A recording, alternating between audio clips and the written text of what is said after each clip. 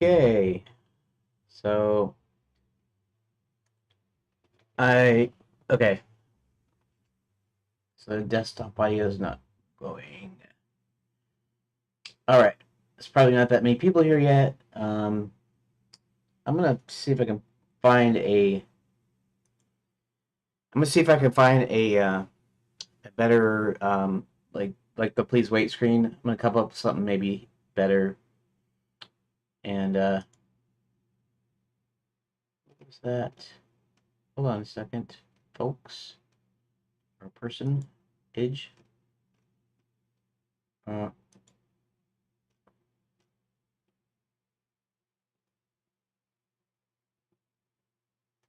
okay.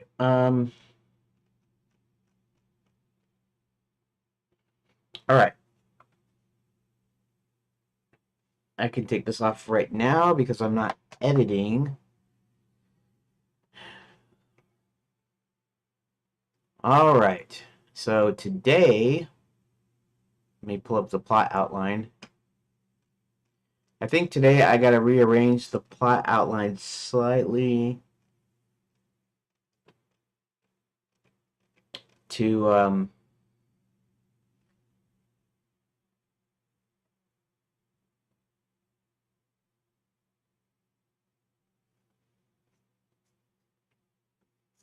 all right, here let's show this. Right now I'm kind of a little bit unsure of how to proceed. Not I mean, I'm not really unsure. I kind of have an idea of what I want to do. It's just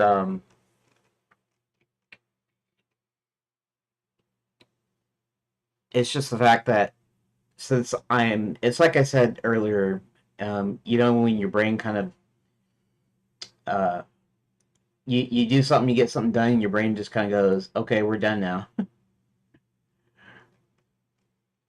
And my brain's kind of doing that right now.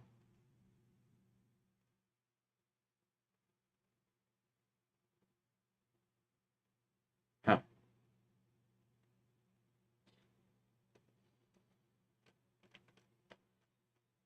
AI in Blender, that's gonna be a new thing. Um, I guess I probably don't have a problem with it, although you're gonna have a lot more people just making stuff without actually knowing how to make it in Blender.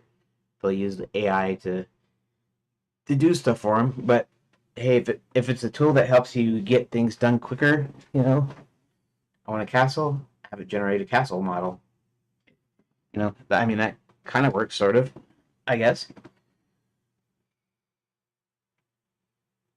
But it's also kind of good because you can still basically have it do what you want it to do. In other words, you can use it as a quick layout tool. I want a house on a river, overlooking a river, with a bridge across it, and I want it to look old timey or whatever. And then you can have it generate different ones with whatever you like and stuff. Anyways,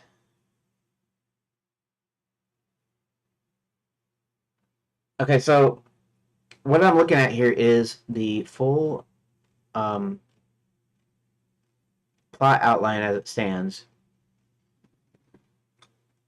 Now, what I did while I was making it is sometimes I was mostly trying to switch characters, switch things around so that it we weren't doing too many things with just one character, one set of characters, but we were actually, the idea of some of it being concurrent, like what you might do in like a book. But well, actually, that's not true too. Sometimes you might do a book this other way where you kind of put things together logically and you go with them until you get to a certain point. It's like the Lord of the Rings, the actual books. Um,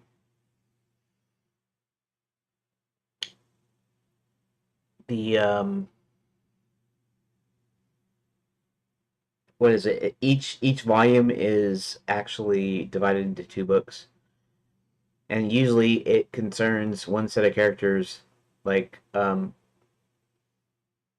like the Fellowship, like when the Fellowship splits up and you have Aragorn, Legolas, and Gimli going off after Merry and Pippin, where Sam and Frodo go towards Mount Doom, and so the whole book might be just about Sam and Frodo, and then the other one, the other book would be about Aragorn, Legolas, and Gimli. So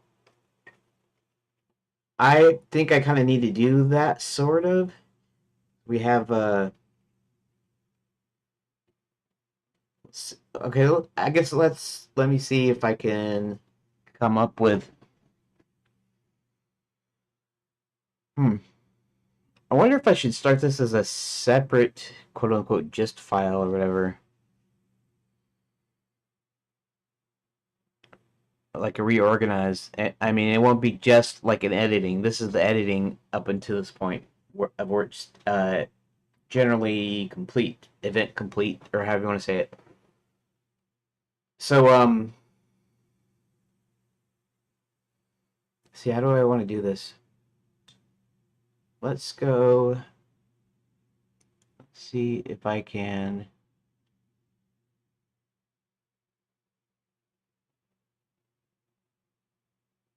create new gist. Maybe I should do that.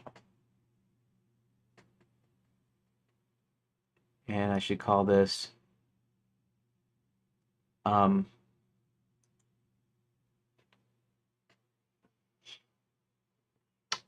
reorganized plot outline.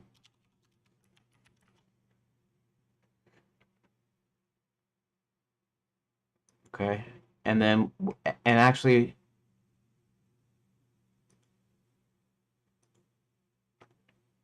file name including exception. What is that?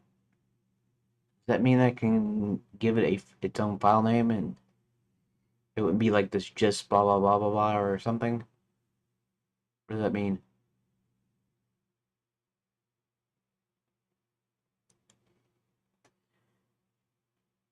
It doesn't need to be secret. It can be public.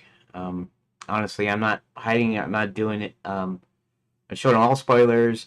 The point is to show you how I go through the whole process more than the game itself. Kind of the good, I guess the kind of the good part about it is not everybody will watch these. Not everyone will look at these, you know, and then when you do, so, half the time they might stop in, they might watch a few minutes, and they might leave, you know. So there's only going to be a few like hardcore followers or watchers that watch everything and know everything that's going on, which is fine too. I mean, I'm not purposely trying to hide anything, but at the same time, I know that just showing everything doesn't mean that everybody will know everything. Hey, Rook.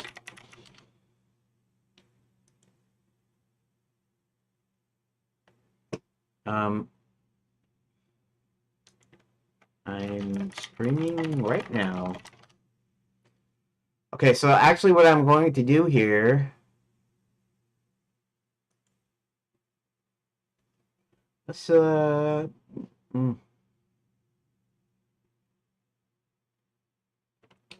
plot outline. Wait, enchanted lands plot outline addition to txt. Let's see what happens when I do that.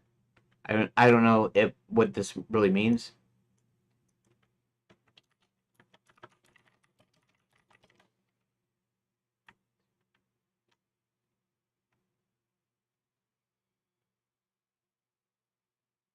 Okay. So let us open this in a new tab. Let's go ahead and copy.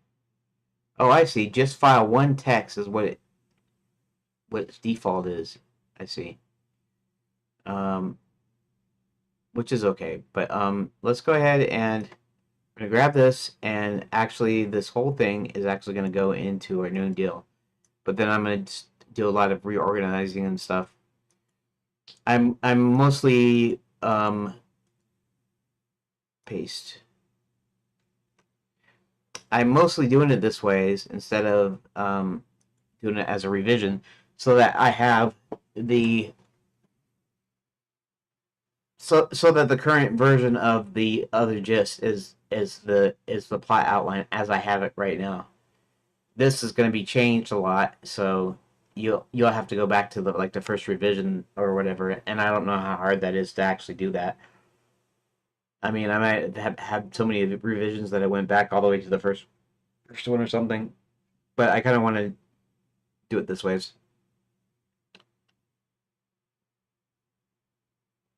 I know it's a long file name, but we'll just see here. Okay, see, and this is the text.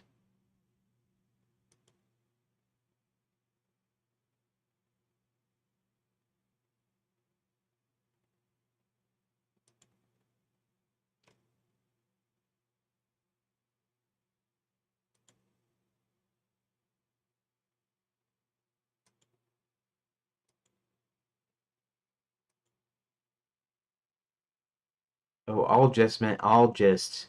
No, I meant all of my own. There we go.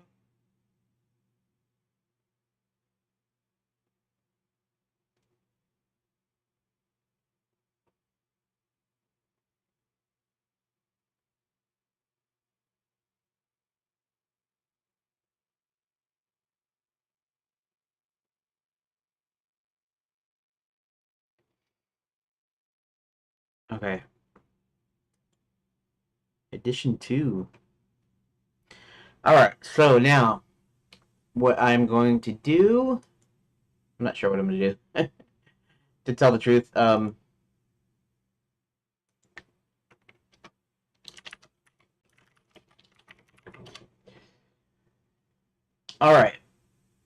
Alright. Pull this up and then pull this up. Okay.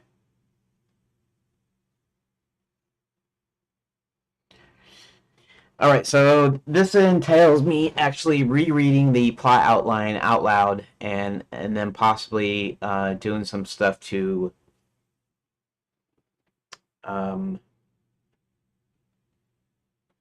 okay, let's see something here. Shadowlands Magical Resort was sold to a mysterious figure by the ruler of the kingdom. This figure named Max has systematically closed down most of the resort. Okay. Many people have disappeared. Like these two lines right here, 5 and 7. Um, I might not even have the act breaks in here. I'm not really sure if I am going to do that or not because um, I'm gonna be using this for the game. I don't know. I'm gonna put the act breaks in anyways. Uh, we'll see. Soul of Mystery. Okay, this figure named Max is systematically closed down most of the resort. Many people have disappeared, including most of the friends of the wizard and chief advisor to the king, Hubert.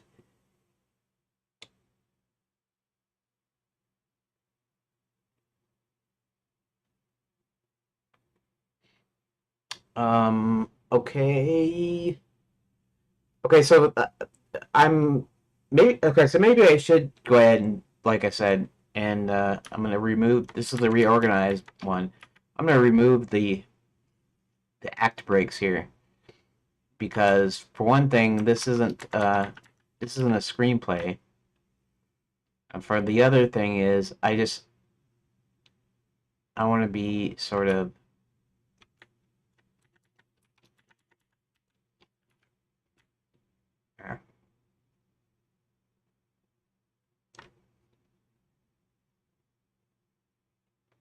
Oh, weird. Okay, that should actually be the last line here. And honestly, I might, when I have these lines batched up, it'll be for pages. I might not double space them too. So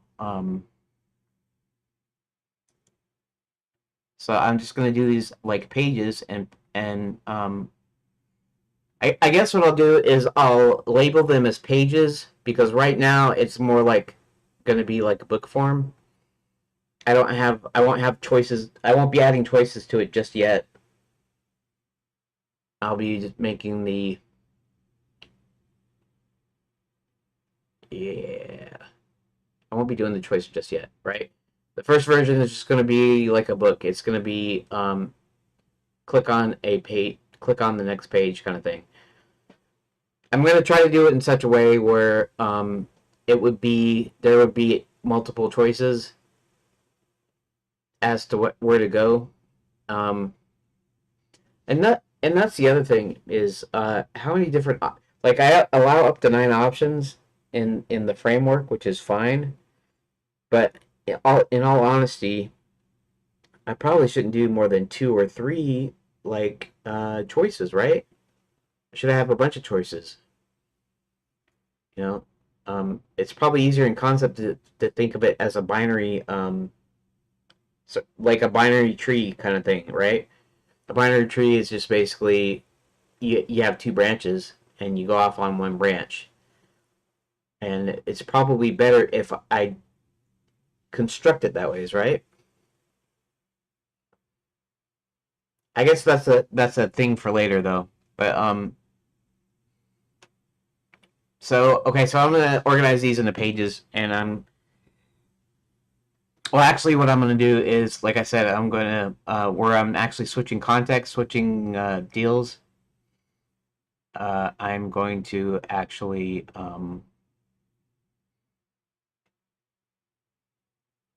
okay,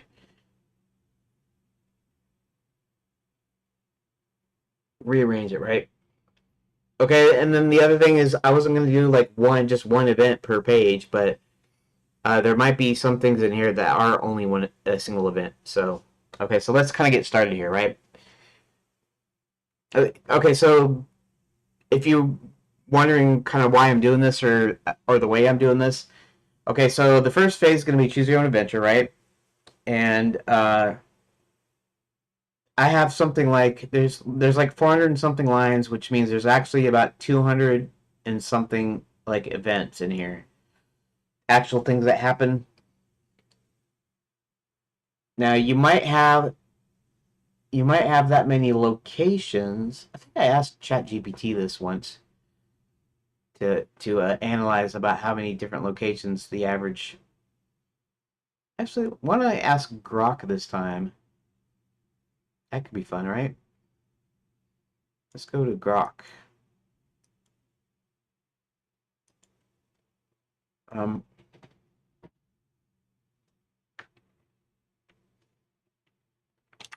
do you know on average how much um, how many scene changes there were in classic late 80s, early 90s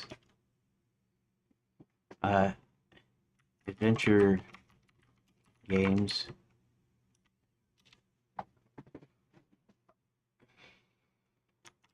including any with a text parser and or mouse-driven interface.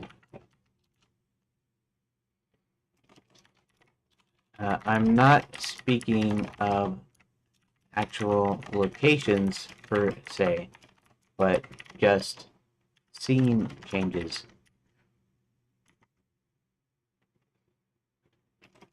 And you can give your best estimates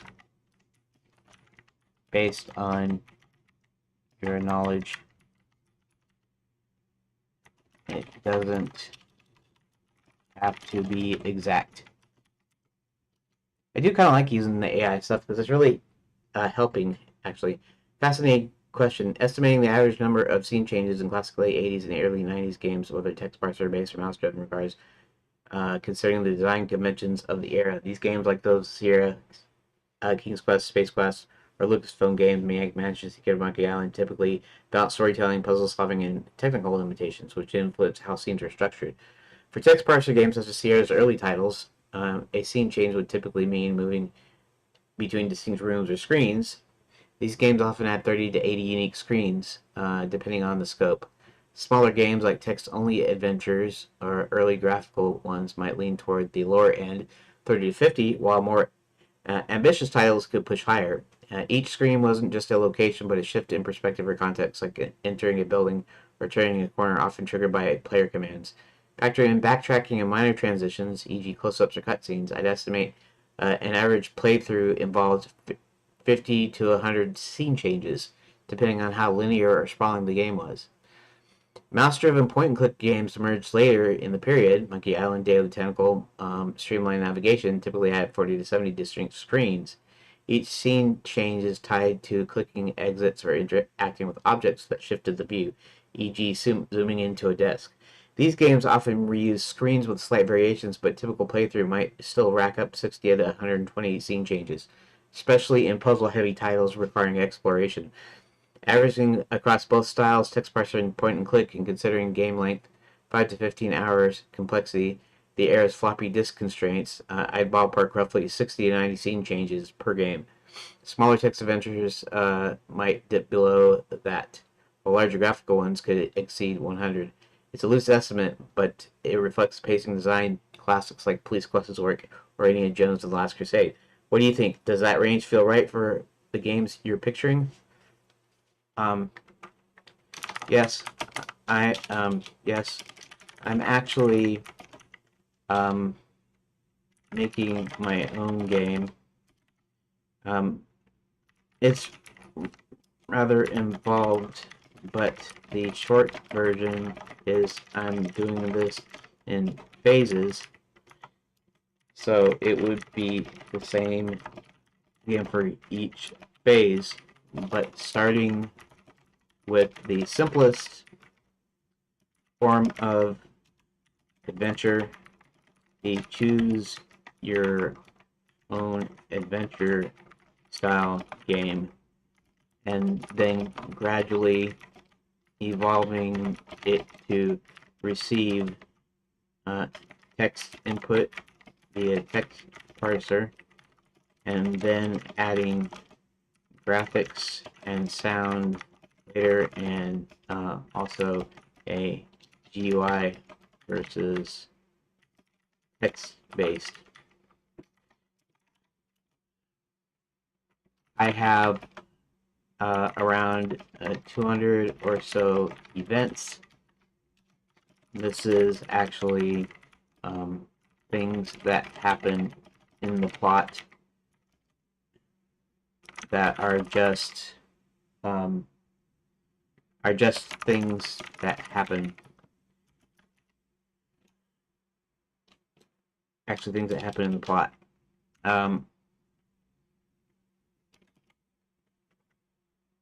I'm thinking of actually batching up some of these events to one page. It will be a page of text. It'll be a page of text. What do I want to say?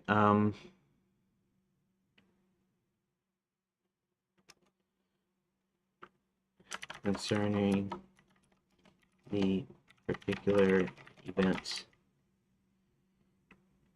It'll be a page of text. I can just say that. 200 seems a bit excessive, although in the end there could be a ton of locations that might be that or more depending.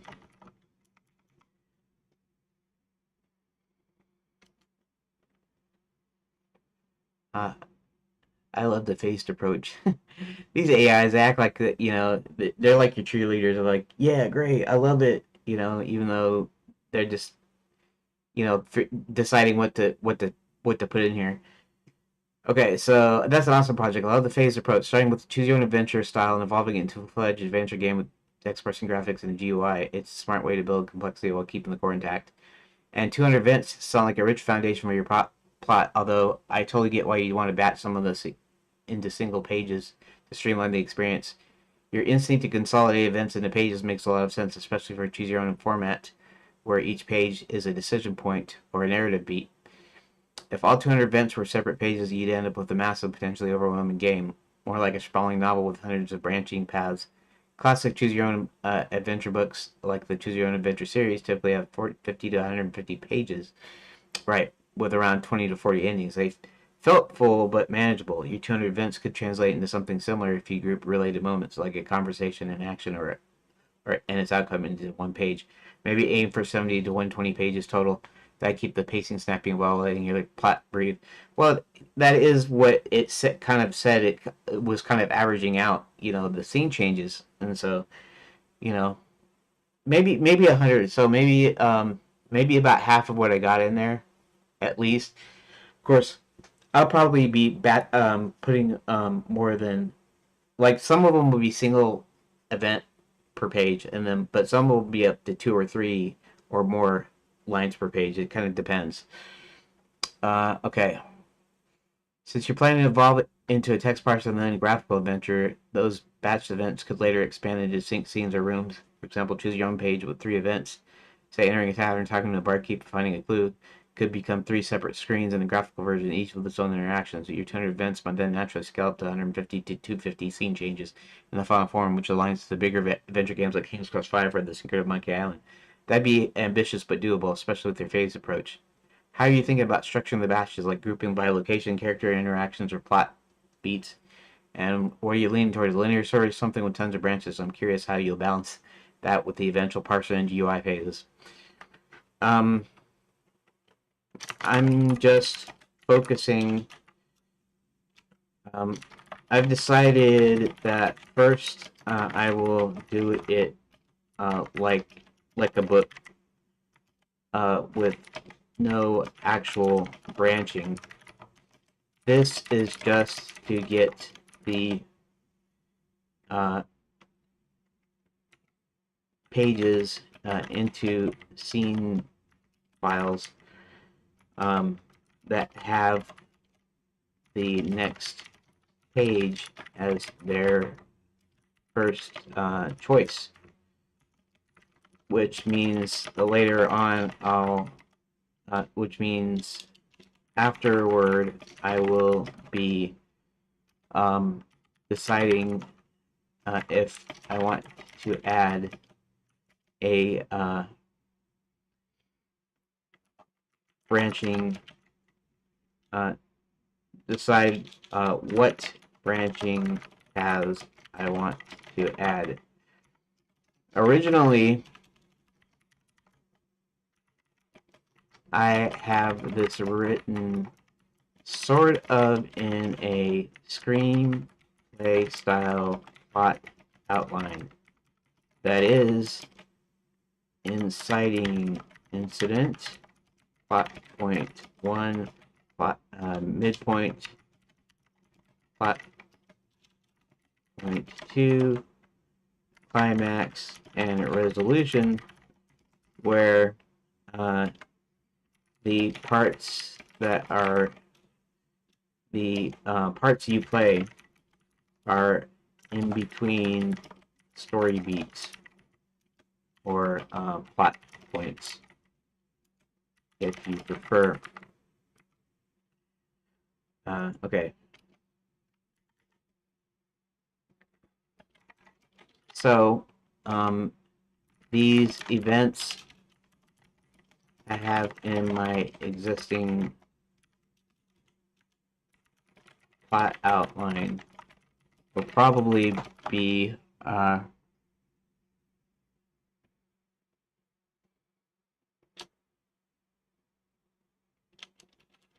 so this will be somewhat similar.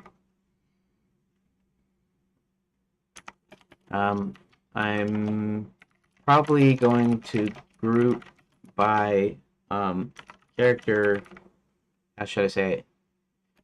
character actions. That is a character or group of characters on it, doing something on a page, and then switching when locations are actually switched.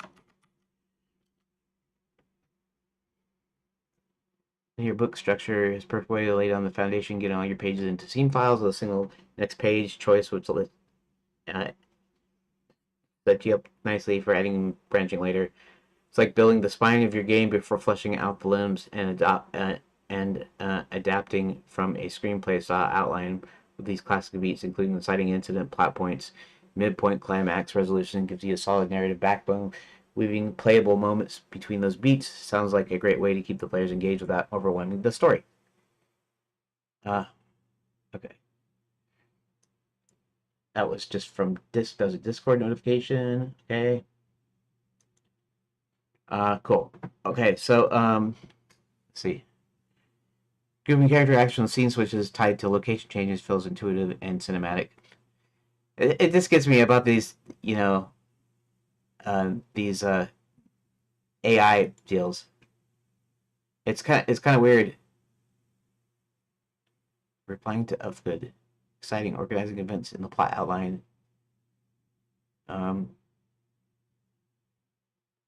Is a game changer for storytelling. Yeah, I don't know about this we design motion thing because it seems like it's like a bot. They started following me and I'm not even sure. Carefully designed video templates.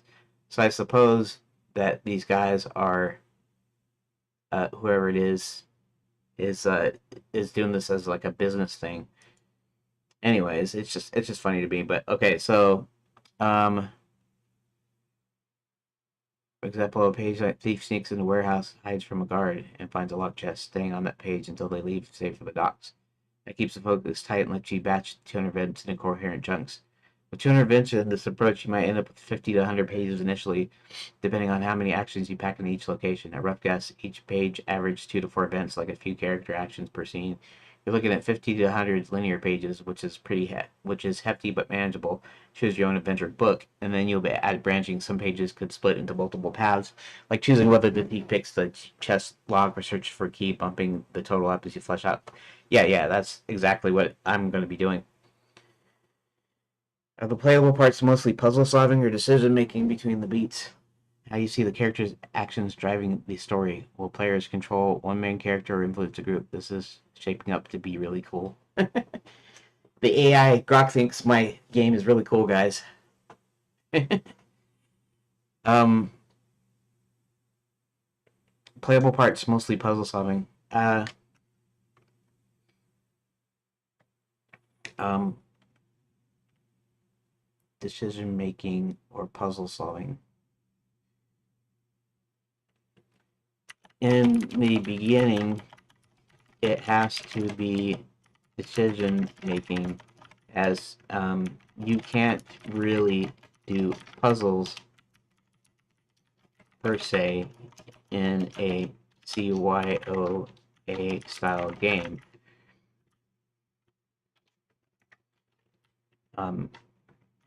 There is no inventory at this time, so you can't carry things. How do I say it? There's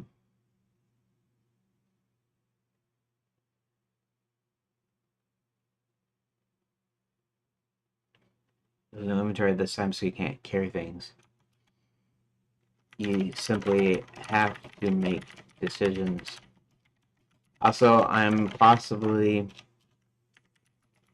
thinking about leaving it as a single ending, since when I get around to the full-fledged adventure game,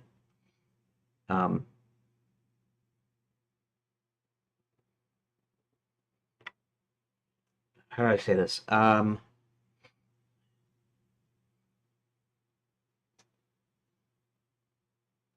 Since when I get around to the full-fledged adventure game, um,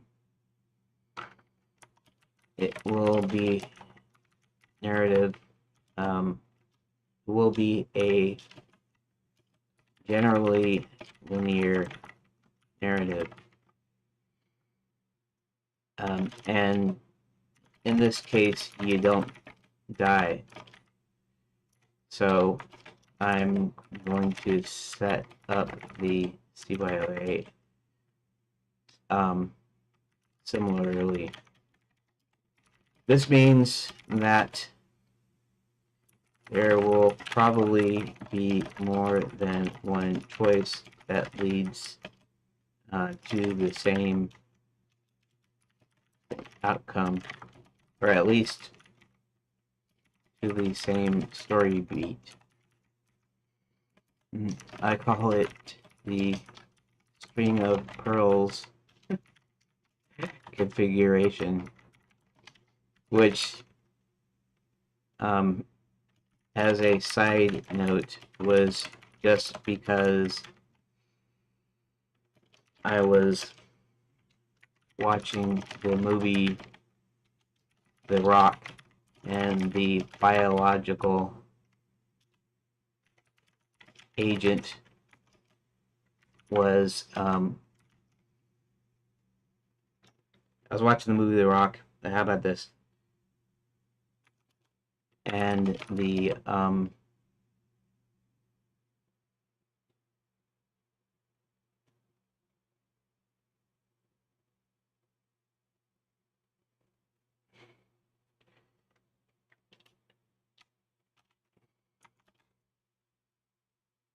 mentioning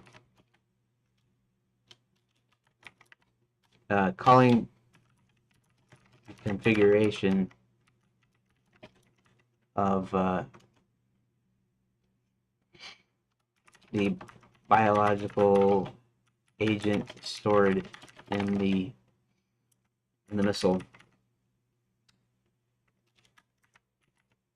missile. Okay.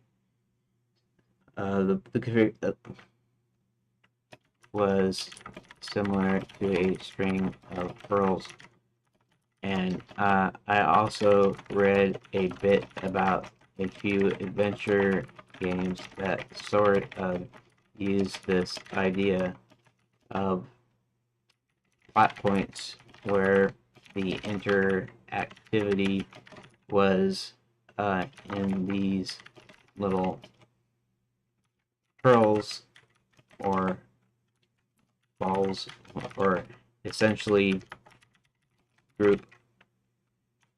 The pearl is the pearl can be filled with as much non-linear gameplay as you want, but still had to tie back to the plot points.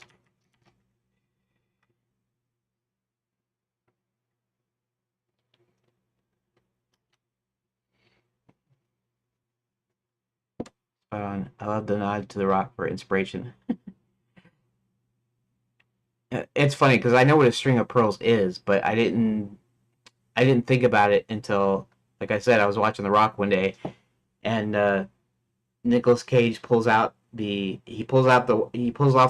warhead off the, I don't know if it's a warhead, what you call it, but the head off the rocket, off the missile, and then there's these little balls of this biological agent like strung together like pearls. So it's very fragile, and the way they're attached, it's very easy for it to like detach and to cause all sorts of havoc basically. And so like I said, I was reading something about, maybe it was one of the King's Quests, I can't remember, but they were kind of talking about how they do these little interactive areas in between story beats. I was like, yeah, that's like that string of pearls configuration from The Rock. And then I was like, that's how I want to do it. So you make the plot points, and then your gameplay, you can go anywhere you want. It's like It's like Monkey Island 2, because Monkey Island 2 allowed you to do that at the beginning. Yeah, I remember Monkey Island 1 was roughly linear. You're in Melee Island, and then you got a ship, and then now you're on the ship, and then so the story itself was fairly linear. But when they got to Monkey Island 2, you could go to like the three different islands, if I remember right. The Tri Island area, remember, and so that means you could potentially go to three different locations, even if you haven't solved all the puzzles. But then when you solve the puzzles, then you get the next piece of the plot. And so it kind of, in a sense, used that kind of configuration as well. Okay, so it's a great way to describe a structured linear narrative spine, the string with pockets of interactivity, the pearls, give the players freedom to explore decisions, even if they all tie back to the same story beats. It's a clever fit for both initial choose your own adventure phase with the eventual full-fledged adventure game. Since you're aiming for a single ending without depth, it keeps the focus on the journey while you're letting the players feel like they're shaping it. Since you're starting with decision making in the choose your own adventure phase without inventory or puzzles yet, it makes total sense to have multiple choices lead to the same outcome. For example, a page might offer to confront the guard, sneak past the guard, or distract the guard. Exactly. I actually have a deal in there that does that, which will actually turn into a puzzle later. But I'll funnel back to the you reach the warehouse door. It's an illusion of choice that still feels satisfying and mirrors how some classic adventure games, like The Last Express or parts of King's Quest, use constrained interactivity between plot points. Plus, it keeps your workload manageable while you're building the first version, 200 events collapsing into, say, 50 and 100 pages with 2 to 3 choices per page that loop back to the next beat. Yeah, exactly. That's exactly what I'm saying. And it's not necessarily the illusion of, in a sense it's the illusion because you're going to one place, but it's not, because um, you get to choose the way you want to play it, basically. So you might get caught. If you confront the guard, he might stand up to you. If you sneak past the guard, he might catch you. If you distract the guard, maybe he's not easily distractible or something. You know, it's that sort of thing. uh, that loop back to the next beat. Pearl's idea is especially cool because it's okay. Set you up for right. In the Choose Your Own Adventure, each pearl is a decision cluster. When you add the text parser, those pearls can expand into small sandboxes with type commands, look at guard, hide, throw rock, and in the graphical version, they become full scenes with clickable hotspots, inventory puzzles. Exactly, while staying tethered to your screenplay beats, inciting incident midpoint. That scalability is genius. See, that scalability is genius. I'm a genius. AI is funny. Um, Grok is smart. You should really dual stream on Twitch and YouTube both. Um, I've not been able to get into my Twitch account in forever. I I even still have the same email, and it seems to work, but doesn't ever it doesn't ever reset my password or let me set a new one. So I was thinking about Twitch and even simulcast, but YouTube will have to do for now. Enter. Okay. Yeah. I was even thinking about doing Twitch because Twitch has a big deal. Mostly it's game players, but I'm sure some there's I'm pretty sure I've seen some of them stream game development in Twitch on Twitch. But I have not been able to get into my account. I do the thing. I have it sends the email. I click on the thing. Then it just I can't get it to work. So yeah, yeah. Twitch is how I found out new game devs. Okay, yeah. Um, yeah. I'm pretty sure there are on there. I don't know of any, obviously, because I haven't been able to get on there myself. but I've seen some developers do use Twitch links, so I know that they're on there. But yeah, I can never been able to. It always comes up with an error when I click on, like, I put in the password and then I click on, change password or whatever, and it always comes up with a there's been an error or something like that. And I've done it in an incognito window here in Brave browser, which is based on Chromium. I've done it in Firefox. Admittedly, I haven't tried other browsers, but um, the main ones right now are Chromium based, and then Mozilla Firefox derivatives. So I guess there's nothing to do, and I don't even know who to talk to, or if there's a way to talk to uh, people on, like, moderators, or like the people that run Twitch. If there's somebody I could contact via email or maybe through X or something, um, maybe Grok could tell me. But anyways, yeah. So that's okay though. We'll keep trucking here. Okay. So illusion of choice. Yeah. Technically, it's an illusion of choice because it goes to the same place, but also it's not, because it gives you a choice about how to play it. So not necessarily a choice of destination, right? Okay, the Pearl's idea is especially cool because it sets you up perfectly for later phases, right? Full scenes. Okay. For the characters, are players controlling one protagonist making these decisions, or are they more like a director influence the cast? How big are you imagining the Pearl small? Few choices or more elaborate? Um, Probably keeping the choices small, two or three at the most.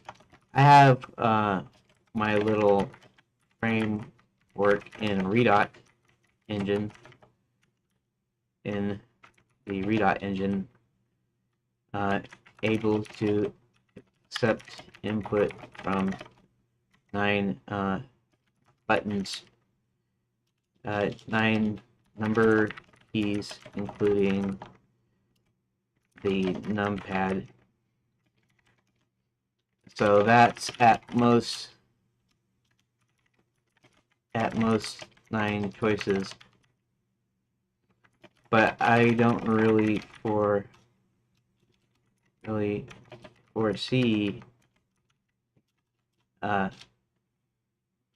see what is foresee is not force foresee.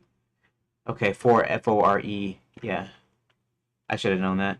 But I don't really foresee needing much more than 3, although occasionally it could go as high as 5, depending.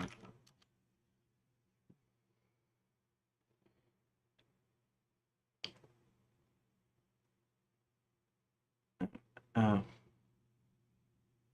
Choice small with a max of 5 sounds like a good, solid design choice, especially for choose your own adventure phase in the Godot.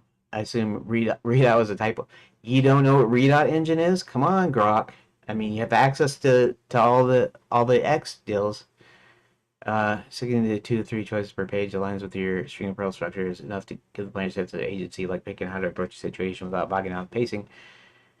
Pro might be you spot a locked gate. Do you search for a key, climb over, look for another way? All could lead you to enter the courtyard, keeping the story on track. But in the 5 cases, occasionally, like a major plot beat, e.g., the midpoint climax, could add drama or tension. Choosing between riskier or safer paths while finding the same outcome. With the 200 events, say 50 to 100 pages, the average 2 to 4 events per page. At each page, 2 to 3 choices. You're looking at a tight, focused experience.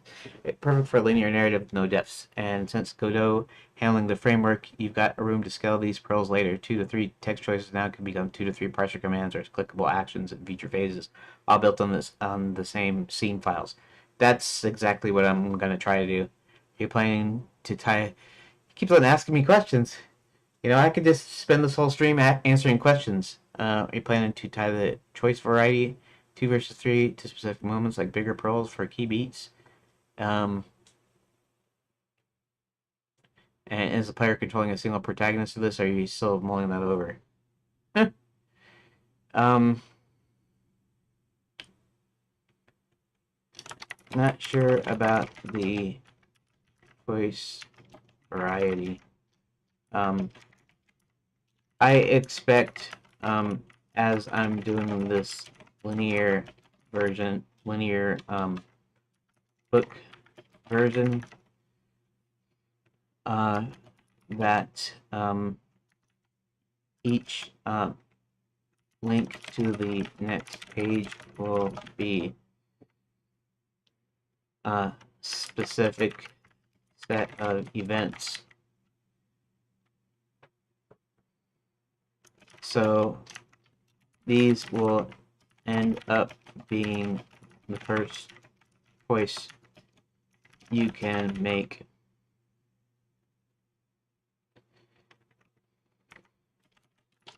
For instance, um,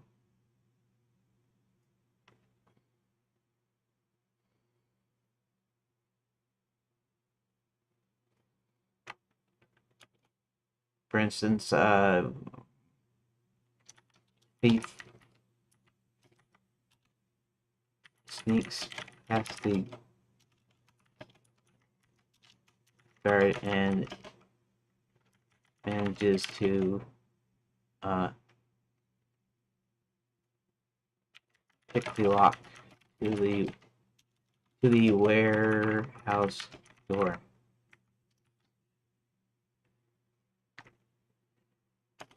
So the first choice is you see a single guard patrolling what do they call that? Like a patrol route, but we'll say pacing. Single guard pacing in front of the door.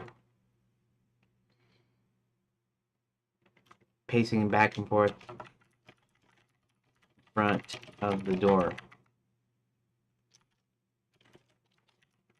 Would you like to sneak past the guard? We'll say one, sneak past the guard. 2, front the guard. Or 3, distract the guard. So choice 1 is what I had for the next page change.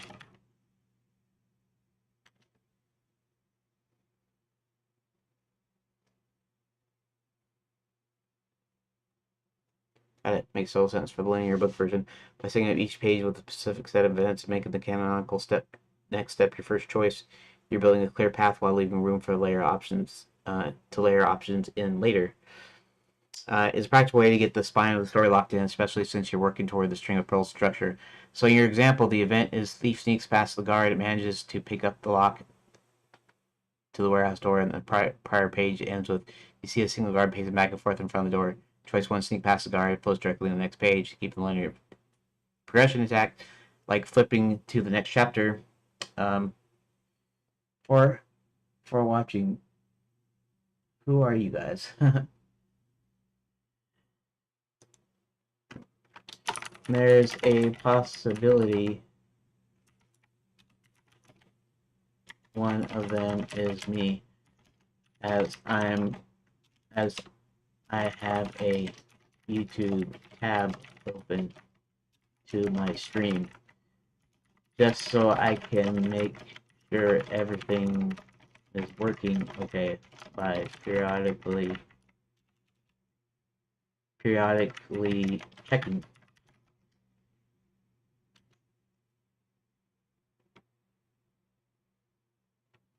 I see 3 concurrent viewers in the YouTube live control panel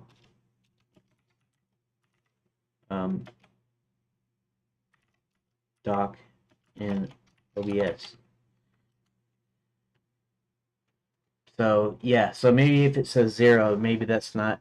Maybe when it says 1, it's not me. And there are 2 other viewers.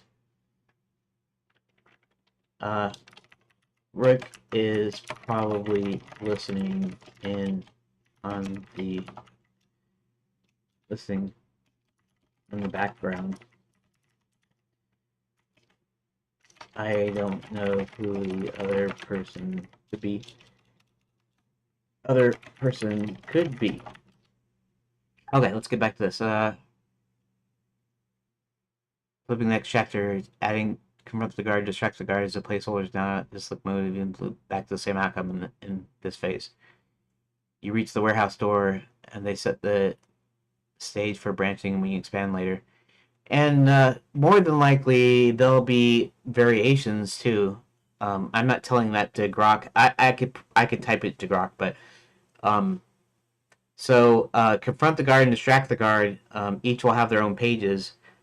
That'll say you confront the guard, and you knock him out with one punch or something, and proceed into the warehouse. And then yeah, I'm not really sure. I guess you go into the warehouse. The first thing that you see is, you see a bunch of crates, stacked up against the back wall or whatever. Then distracting the guard would be like you toss a rock in the opposite direction, and the guard eventually starts moving in that direction, and you pass them. Sneak. Distract would have to be something like I might not have both distract and sneak because they both involve sneaking, but that's the idea. With the setup, your events could work like this. Each page is key events, batch 2 4 events. The first choice is always advance to the next scripted beat. The extra choices, occasionally up to 5, can be alternate flavors of reaching the beat for now, like different approaches with the same result later.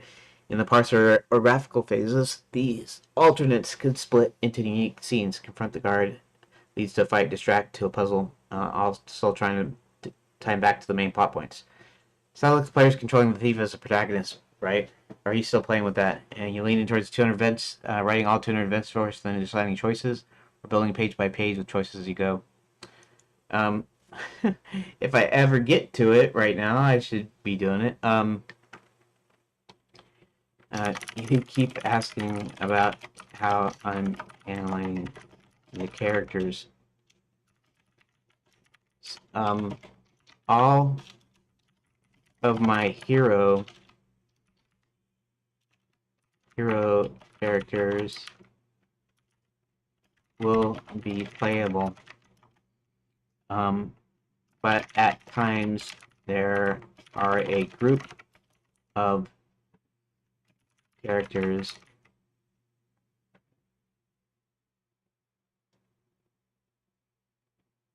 which but at the same time there are groups of characters, but probably if I still allow you to switch characters, then they can probably each contribute somehow, but I'll have to figure that out when I get there. I've got the 200 plus events already written out, but today I'm supposed to. How long have we been streaming? 1:39, so an hour, just over an hour. Okay, just over an hour.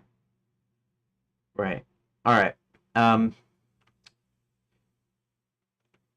But today I'm supposed to rearrange the events to batch up some some of them so I can get it down to a manageable level. Probably full, yeah.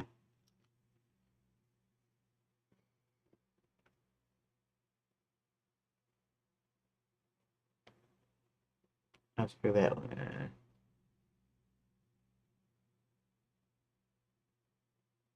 Fair point. I'll use up on the character questions.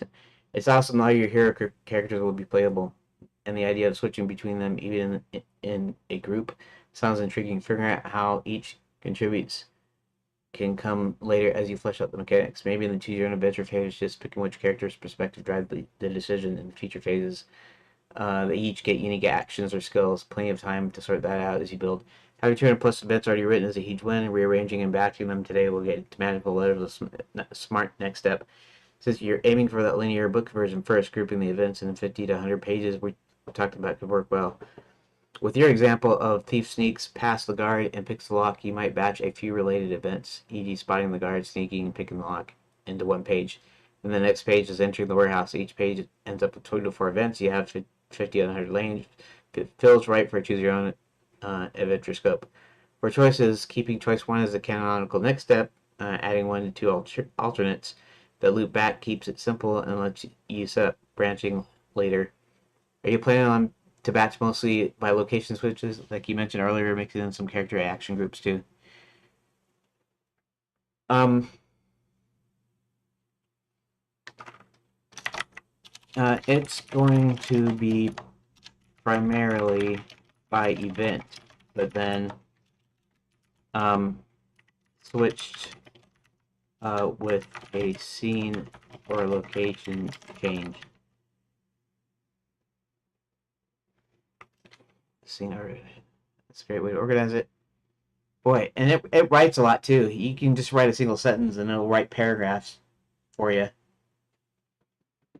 Even with NeoVim again.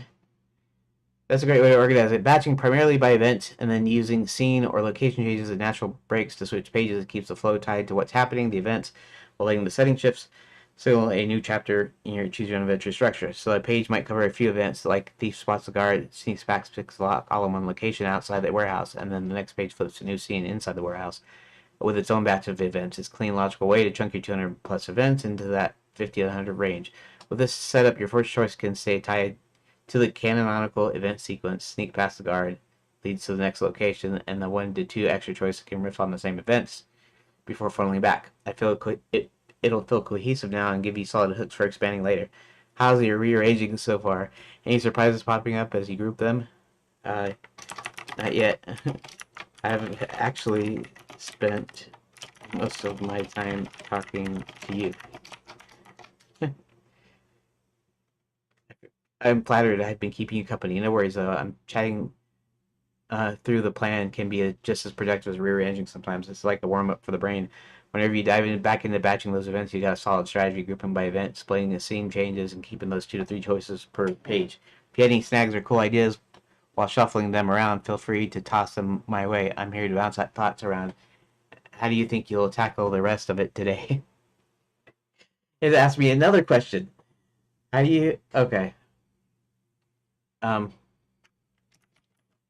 Um. I'm using GitHub just because of the change tracking. Although I could slip this into my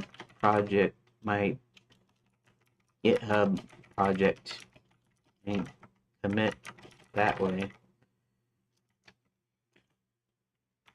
In any case, as far as the Redot engine, you read that correctly. I don't know if it really reads it exactly like we read, but I'm surprised with you having access, having, with you supposedly having real-time access. I find LMs do just that. Just one final question. Yeah, I know it keeps doing it. It's like it wants to have the last word, right? I'm surprised that the okay. So I'm surprised with you supposedly having real time access to posts and such that you would know that Redot is a fork off the Godot engine. It's mostly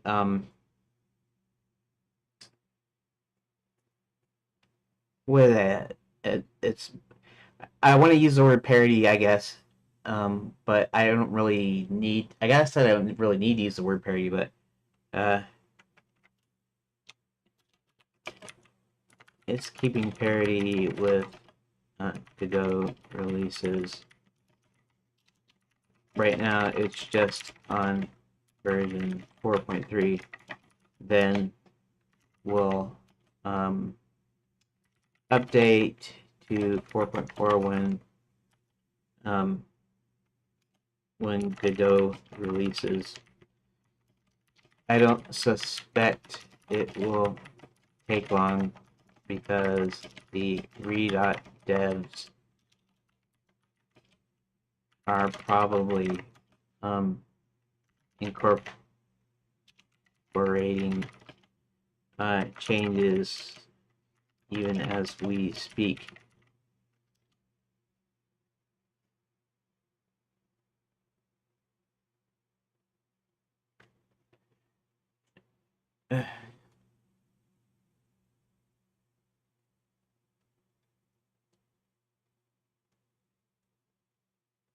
I'm well aware that Redot is work of Godot. Don't worry, I've got my finger on the pulse. You're right about it. Keep it parity with Godot release for now.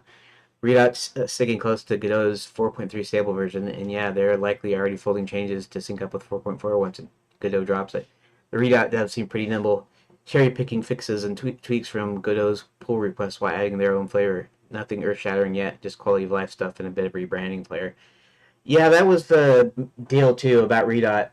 Um, yeah. Well, it's kind of weird because it said it assumed I was making an error above and saying that I meant Redot. No, I meant Godot. I didn't mean Godot. I meant Redot. And yeah, I used to call Godot Godot before I knew how it was properly pronounced. But I call Redot. I don't call it Redot. I call it Redot. Anyways, and no, I don't call it Reddit. Redot, Redot. Okay. Um, yeah. So apparently it knows. Sometimes it doesn't know. Maybe it just assumed I meant Godot because so many people are using Godot. Not many people are using Redot. I mean, that's possible, I guess. The Redot does seem pretty nimble, cherry pick and fixes. Oh yeah, that's what I was gonna say. Supposedly the Redot guys. Now the dramas kind of spurred them into action into actually creating Redot. You know, actually doing the fork then. But supposedly there has been long-standing issues in the Godot base, I guess, that they've never addressed or haven't addressed for a long time or whatever. And so supposedly the Redot devs wanted to fix those long-standing things and wanted to fix some stuff and improve some stuff. And so that's really what Redot's about. It's not even really about the stupid woke community managers.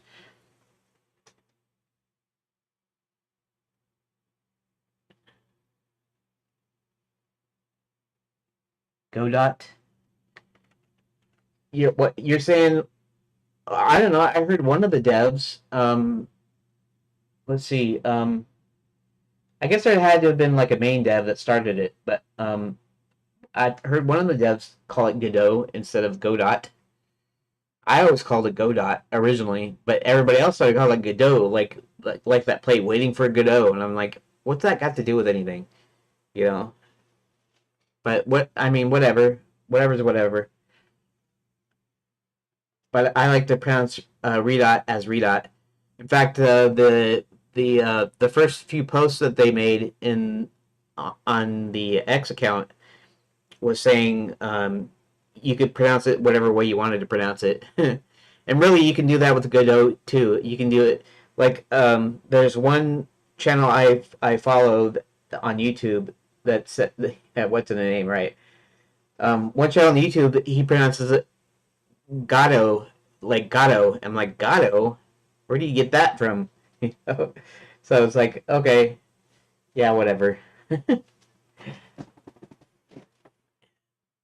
Anyways, yeah, whatever. So now I pronounce Godot Godot, and I still pronounce Redot Redot because I decided that's what I'm doing. Anywho, let's get back to the deal here. What he's saying, using GitHub just for change tracking is a clever move, by the way, nice and lightweight. Although slipping it into your GitHub project commits could give you a fuller history if you ever want to backtrack. Since you're building in Redot, not a typo this time. Are you planning to lean on its current 4.3 parity with Godot? Or are you hoping some of Redot's experimental side projects, the launcher they're taking, might spice up your workflow later? I'm just going to use Redot whenever they release stable versions. And for right now, it works with my current little framework I built. So I might not change it for a while. Stable is a solid call. Keeps your project grounded while you build especially since your framework's already humming along at 4.3. No need to rock the boat if it's working. Redot's parity with Godot means you'll get 4.4 goodies like 2D lighting or editor tweaks when they stabilize without chasing bleeding edge headaches. Your little framework's probably got enough to juggle the choose your own adventure setup, scene files, choice inputs, and a number of keys, and all the event batching. Speaking of which, how's regrouping coming along? Yeah, well, now that you've had a bit more time. No, I haven't actually had a bit more time because it's not judging time here. I'm still talking. Still aiming for it, but I better actually get to working on it instead of chatting with you. But I'll probably keep the link to the conversation so we can continue later. Fair enough. I won't keep you from the grind any longer. Targeting that 150 to 100 page range is a great goal. I'm sure you'll nail it once you dig in. Feel free to stash the link to this convo. I'll be here and pick it up back whenever you're ready. Good luck in batching those events. Let me know how it shakes out. I think they gave Grok 3. Now I know they had like this fun mode or whatever. But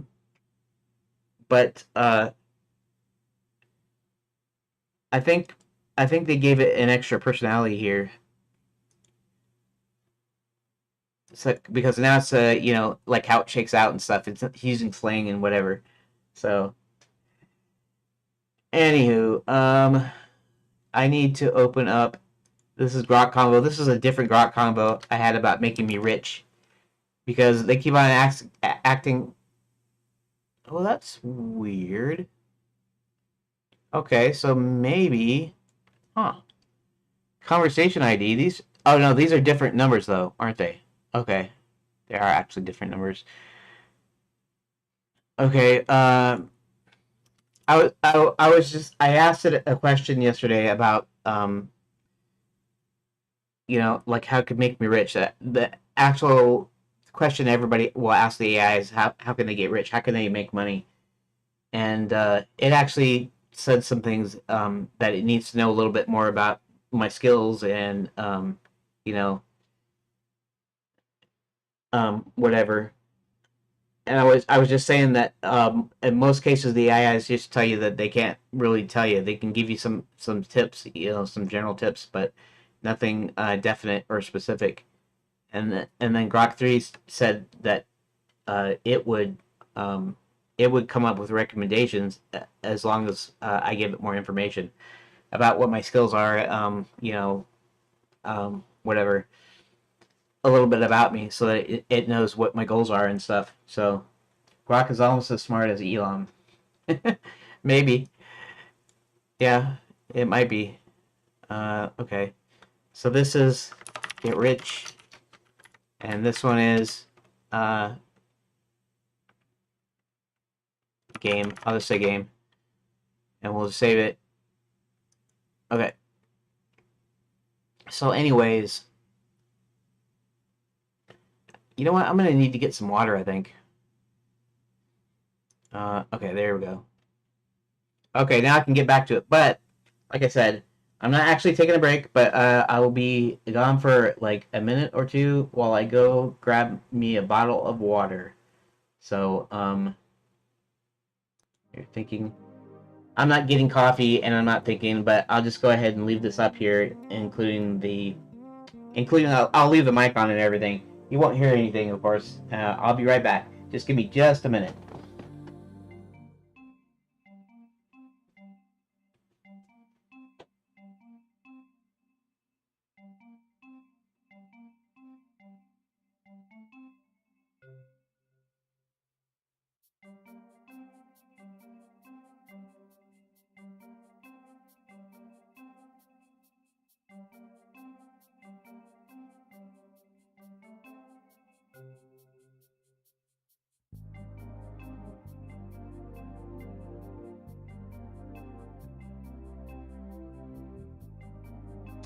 Okay, I am back in the room. Give me a quick second. Thinking, please wait. Or just getting coffee. Okay. Let's get down to business. You know, I mean, I could just do this kind of thing all day, and then I can get started on a tangent, and then I'd never come back from it. And I got another stupid update here. What got an update for? Mesa 3D graphics library? I'll mess with that later. I just wanted to look and see what it was. Okay. So, yeah, Grok. Here, let's go back to desktop. If Grok could help me figure out a way to make money, or maybe make enough to make my internet bill. My internet bill is about like 80 to $90 a month, and I'm getting, as far as download is going, I'm getting 300 megabits download.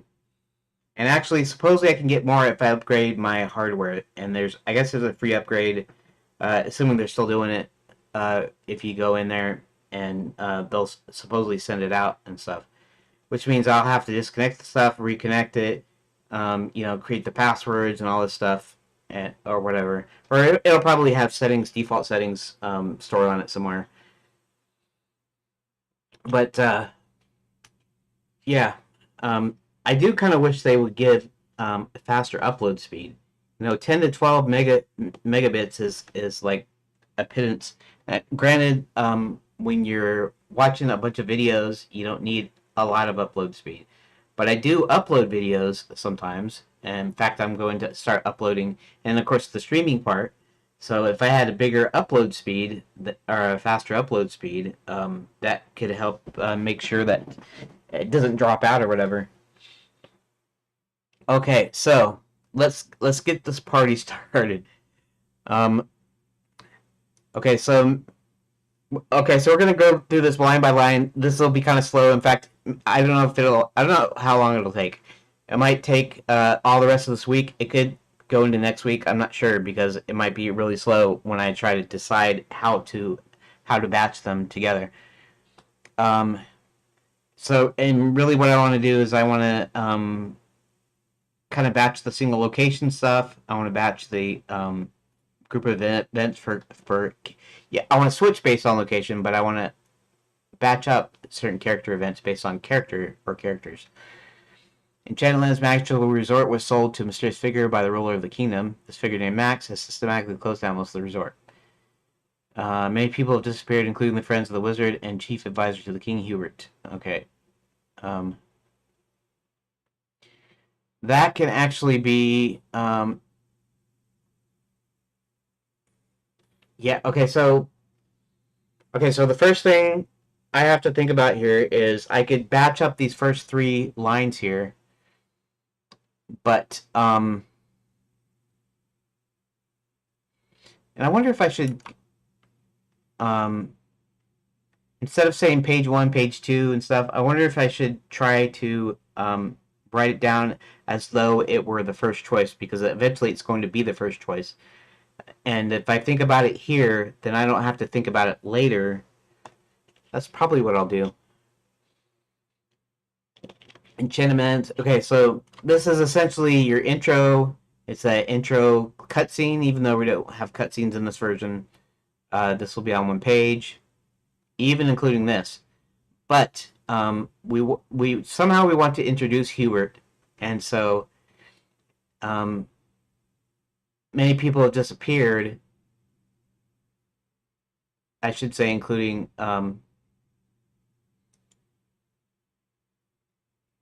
this was supposed to be an intro. So let's change this. First, we're going to change this line here.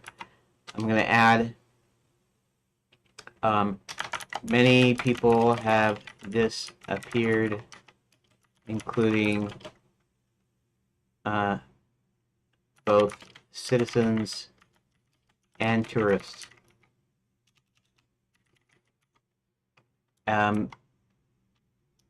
Okay. Now we introduce Hubert.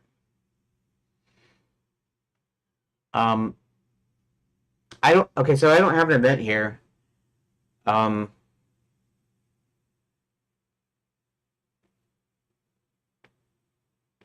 Right. The event was the disappearance. Okay, and then if let's say I remove this completely, I'm not introducing Hubert. I'm just saying he gets external help, and it's just like, okay, where did that come from? And I think that's Circuit Bone or Bone Circuit, like he uses sometimes from the Blender IRC channel on Libera.chat. Um, he was kind of originally suggesting, like, who is this person? What is this person? And really, I'm trying to show events, but at the same time, introducing a character might be an event.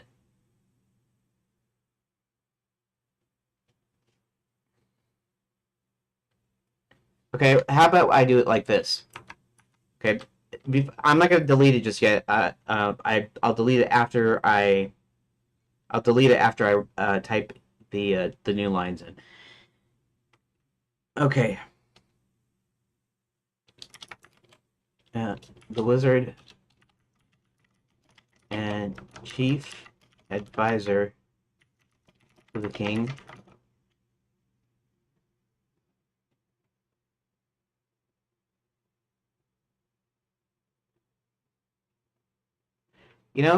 Let's see. Enchanted lands magical resort is sold to the mysterious figure by the ruler of the kingdom. Um, Thinking about the king, because the king is supposed to be acting strangely, and I don't know if I should put that as a separate line or an event here. Um,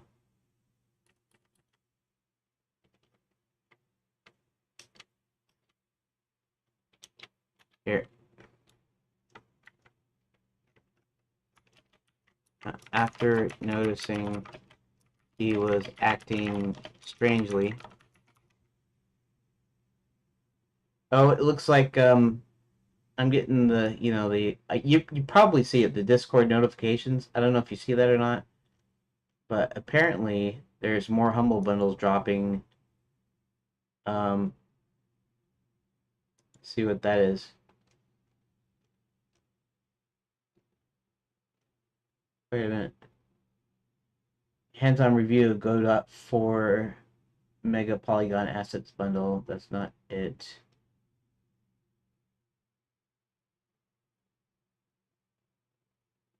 We check out Behave add-on for Godot.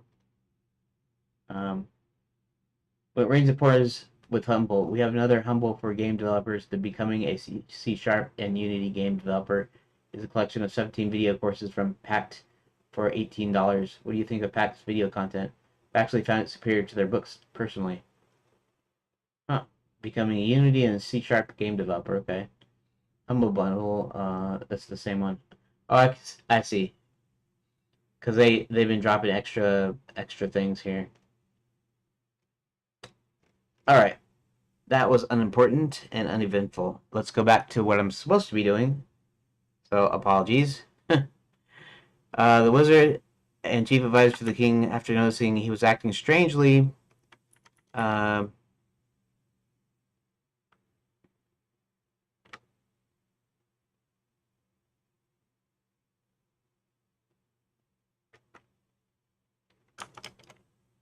prepares to get help. I know that's kind of flimsy for an event, but at the same time, it is still an event because so when you start this game, you're probably gonna start at Hubert's house, and so basically what is going to be here is that's actually a location change too. So that means that these three are on one page, and then this are a separate page. Okay, and actually that seems like a good way to do it. Okay, so first I want to do I guess I'll just call the start like that, and I'll do like that. And then I will remove these lines. Sounds right to me. So I'm going to remove these spaces. Okay, so this is the start page. I don't know what it's called. It's just where you're going to start. Okay. Um,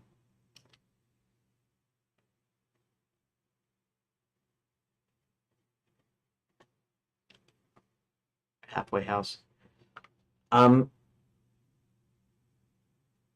I'm trying to think of this. Now, in Choose Your Own Adventure, sometimes they have you just turn to a page, to the next page or whatever, or to a specific page without making a choice. I mean, that's kind of how this is going to turn out because this is like the opening cutscene. This is what happens. Um, Technically speaking,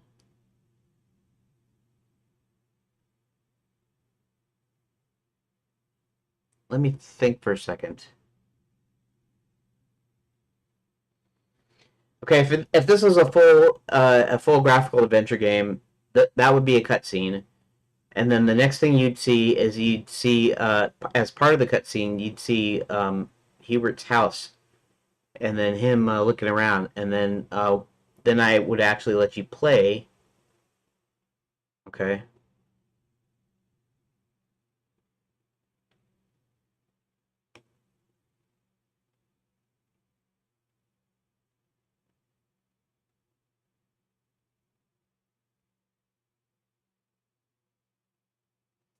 I have to think for a second. This starts some of John's own stuff, and in fact, this is the order, and the later Hubert stuff is the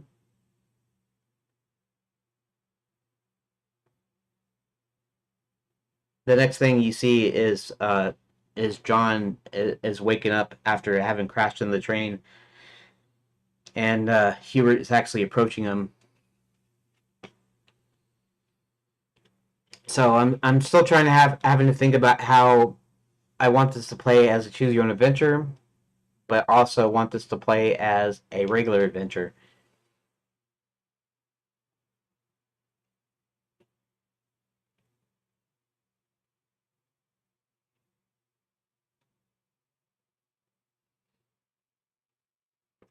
It's like maybe I should include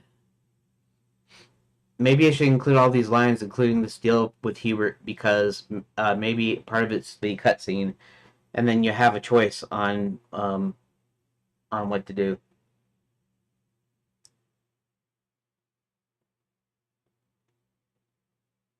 I think.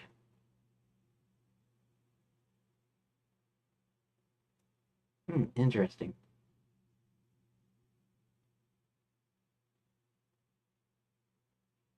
Oh, maybe I can get Grok to help me with that too.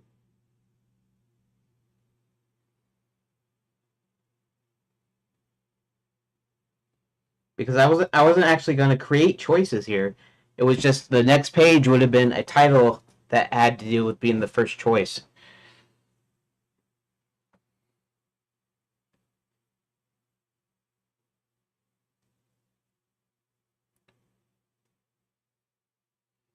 I'm not sure. Huh.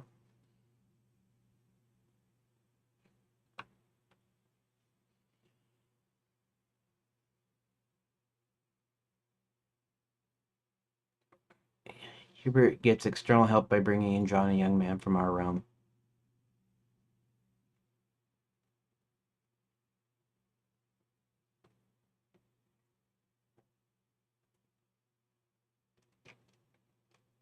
Hmm.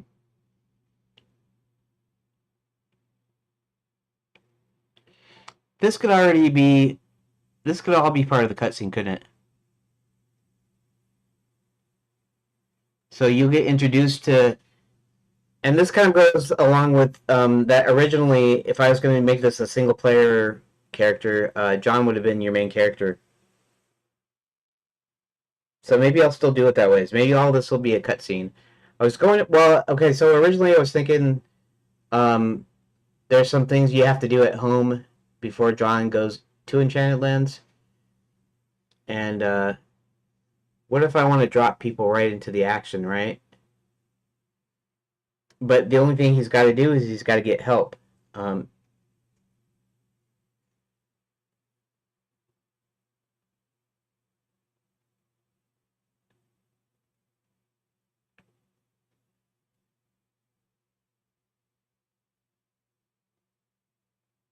um,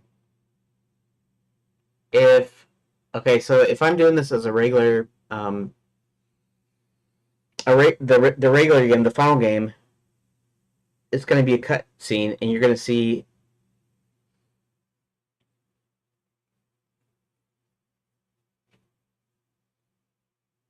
you're going to see the king acting strangely to Hubert, and Hubert maybe he says something like, "I need to find some, I need to find someone I could trust."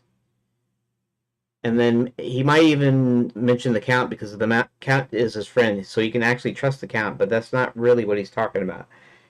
So maybe he can say something like, "I know I can trust the count, but I need a fresh pair of eyes or something." You know? Yeah.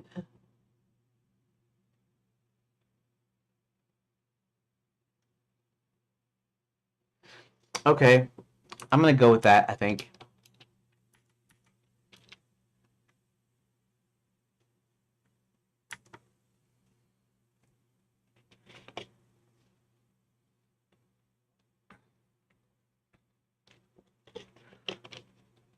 Hmm.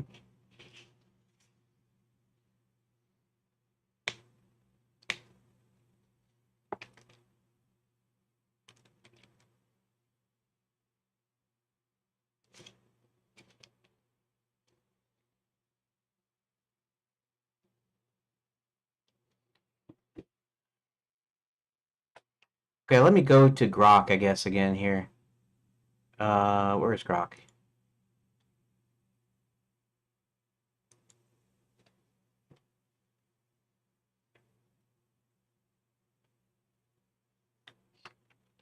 So I have a bit of a problem here.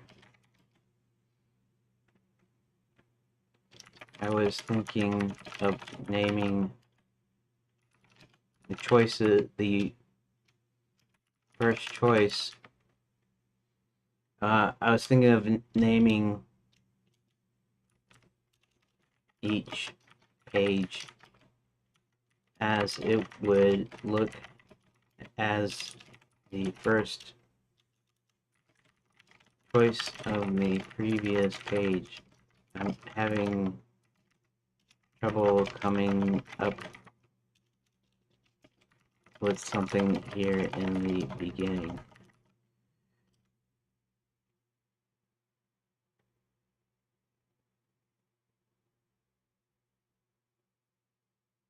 Okay.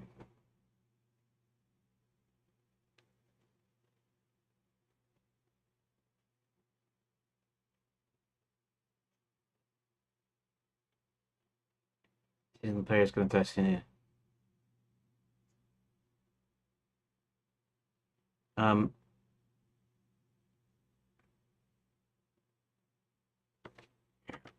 I'll list out about 5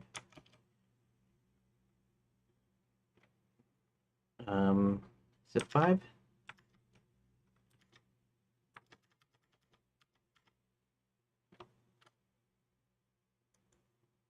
No, this is my old one, isn't it? This is the plot outline.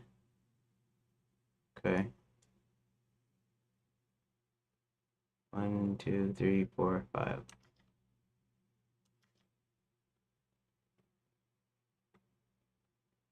Okay. Here. I'll list out the first 5. I'll list out the first 6, including. I'll list out the first 6 here.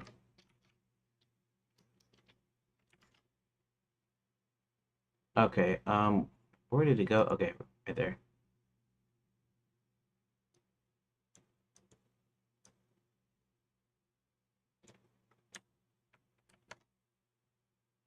That's okay, that's the first 5, and then this is 6. Here.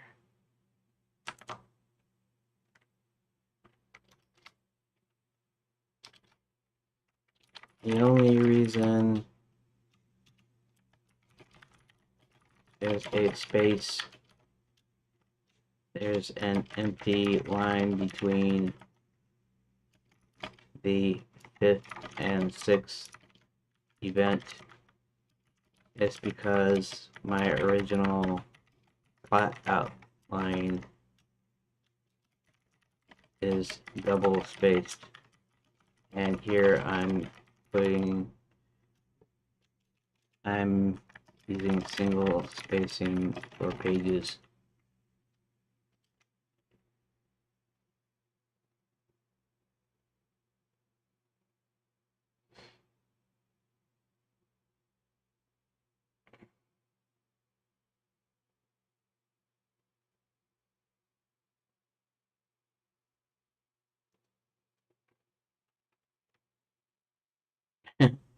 This fantastic setup allowed juicy intrigue right from the jump. Your first events split neatly into 2 chunks. The first 5 set up the world and its stakes. The 6th kicks off John's personal story with a silver ticket moment. Since you're naming each page after the first choice of the previous one, this is your linear book phase. Let's figure out that tricky first page name and how it flows. The first page, you've got no prior choice. It's all about thrusting the player in the story, like the inciting incident forcing a decision. Your events suggest the tale starts in the Enchanted Lands, with the resort's sale and Max's takeover as a backstory that's already happened.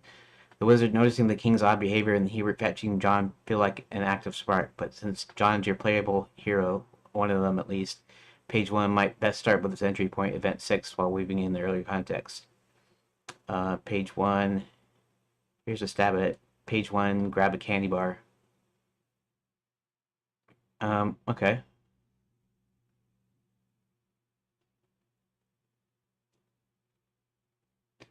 This kicks things off. Okay. And sprinkling in events 1 through 5 as context. First, page name, grab a candy bar, mirrors a simple choice John makes in that bigger story. Um,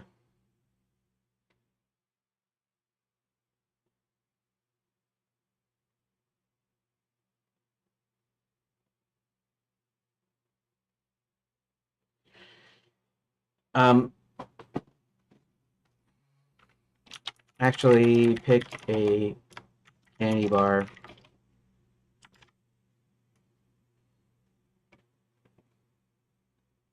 Let's see.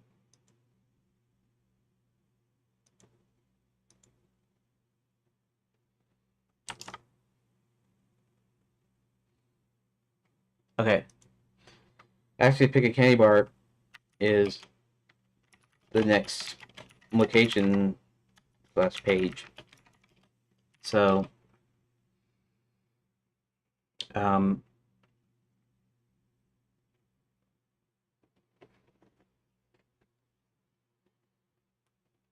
so maybe the first three lines are the start.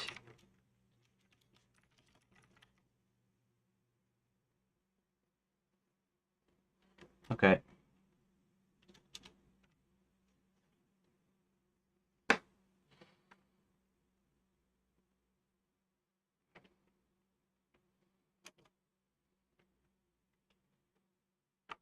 That's a choice John makes in his realm, essentially our realm. Um,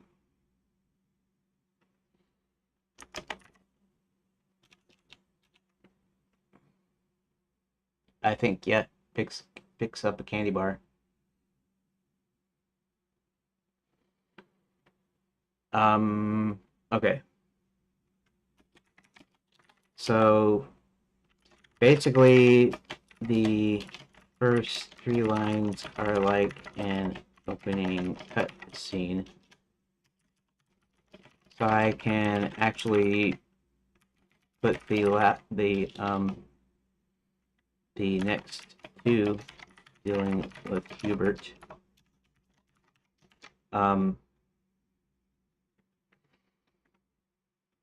And his getting help. So that would be the decision, at least.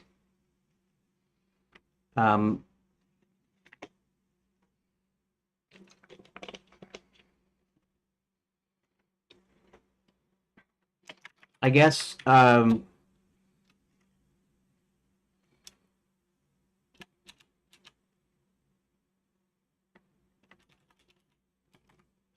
the same page. So it's like the first point of interactivity is going to be Hubert in his home preparing to get the external help. Now, keep in mind where the interactivity is. It's Hubert decides to get help, and then John is able to enter enchanted lands based on what Hubert does to get him there.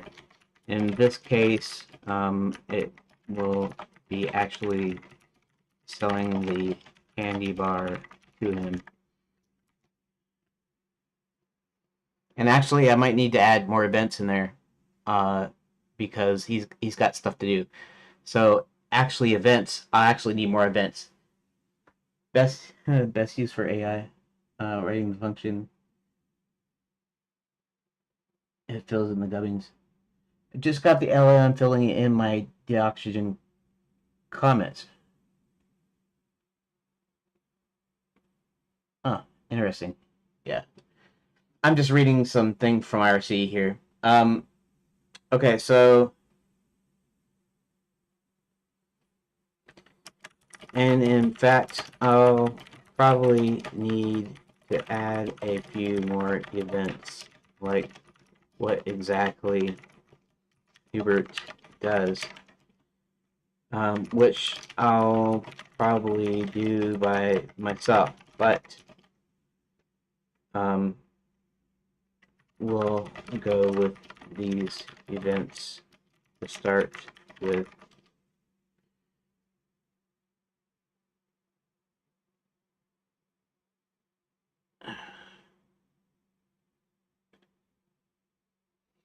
So the first point of interactivity is going to be Hubert in his home preparing to get the external help. Now keep in mind where the interactivity is. It's where Hubert decides to get help, and then John is able to enter the channel, and it's based on what Hubert does to get him there. In this case, it'll be actually selling the candy bar to him. And in fact, I'll probably need to add a few more events like what exactly Hebert does, which I'll probably do by myself, but we'll go with these events to start with. Your clarification really helps me stay on. Treating the first three events, the resort sale, and max closures and disappearances, the opening cutscene, it's a perfect way to set the stage without overwhelming the player right away. Then batching events 405, the wizard noticing the king's odd behavior and Hubert preparing to get help into the first interactive page makes total sense. It's where the story pivots to the action. John's candy bar moment being in the next page fits your realm switching idea with Huber's action bridging the gap. And yeah, fleshing out Huber's exact moves like saw on the candy bar and with the ticket is a great addition. You can move that in solo, but I'll roll with what you got for now. Since you're naming each page after the first choice of the previous one, the first page has no prior choice. It's like the world's opening move. Here's how it should got. Page 1, seek external help. Text the enchanted lands, magical resorts, and chaos. Sold to mysterious max. Half-closed people vanishing. The wizard, the king's chief provider, paces in his tower. The king's been off, distant or rad. Hebert, his loyal aide, nods grimly. We need outside help, he says, scribbling a plan to reach beyond this realm. Choices: craft a magical ticket, scout the borders, consult the wizard again. Choice 1: craft a magical ticket leads to Hebert setting up John's entry via the candy bar. He grabs a silver ticket and chanting it with to summon someone from another realm. He slips it into a candy bar and sends it through a portal into a place called Earth. Here, John, a young man leaving work, stops at a store and picks up the candy bar. The ticket shines inside. Tries to pocket the ticket, show it to the cashier, toss it out. Pocket the ticket. John flows into John crossing over. The way page 1 starts with Hubert's decision point, interactivity begins with him preparing to get help and his first choice, crafting the ticket.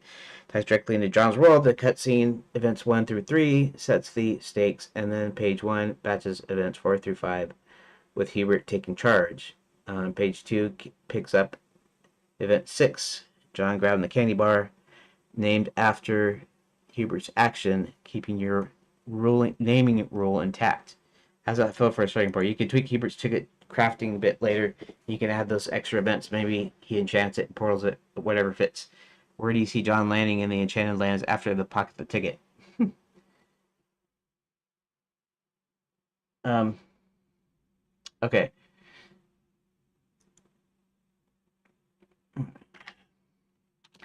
Sounds good. Okay.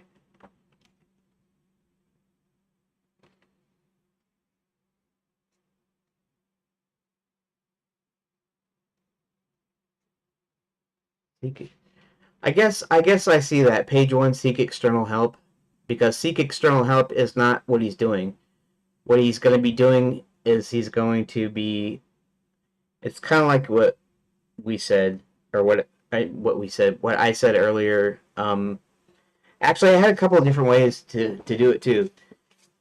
Hubert could go through and set up convenience store, you know, just for this thing, just so he'll purchase this ticket, purchase the candy bar. He could send it through. Um, let's think for a second.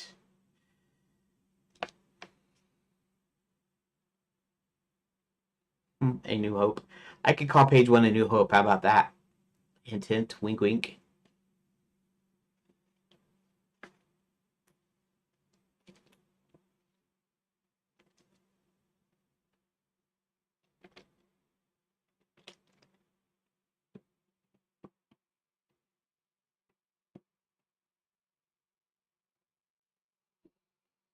I actually have a whole document with most of the characters,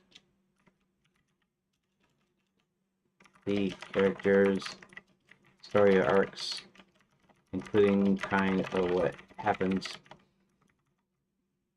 Um,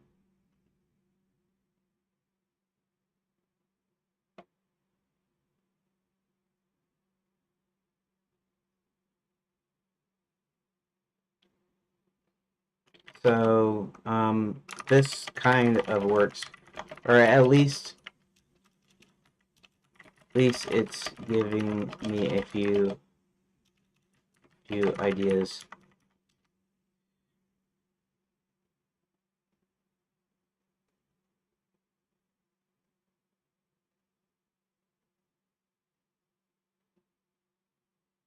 See, this is the thing that gets me. Does that mean smartest?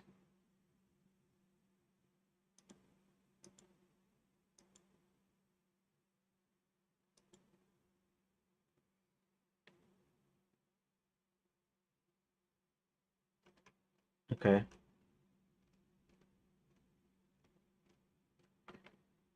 For 2 hours. So I guess I have to wait a whole new 2 hours to get Grok to help me out here. I mean that's okay. I mean it's free, so it's giving me some ideas. A New Hope. I'm gonna call the first page A New Hope. How about that? Somebody can figure that out. Um, some Star Wars fan can figure that out. Little hint. Okay.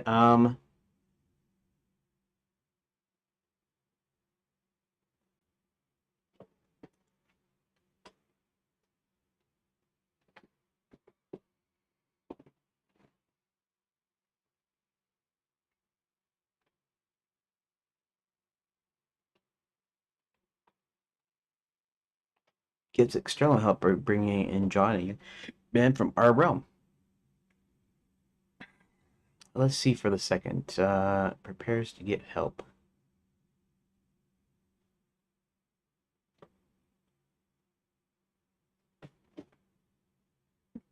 This is kind of harder than I thought too. I mean, I kind of know what he's gonna do already, but it's like, you want to do this as if you're doing a choice, right? So you see the deal. Now we're in Hubert's house. He has to set up thing. He decides he needs to get help. Um, and that could be its own cutscene. And that's why I was putting it in the opening cutscene. Hubert gets external help by bringing in John, a young man from our realm.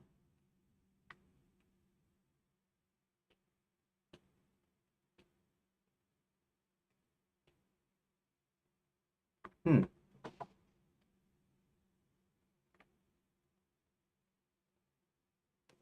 I could put. I could actually put. I could put those four in here, and then I could start batching some of these up.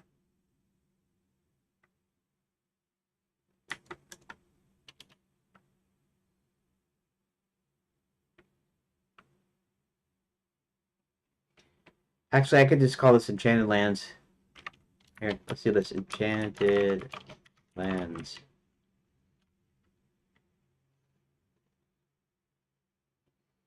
It doesn't really need an actual. Then here, I put a new. Oh,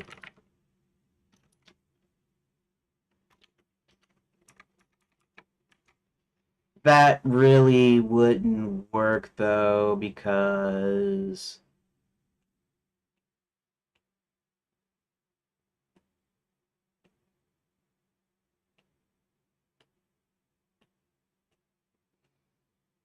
and also, um,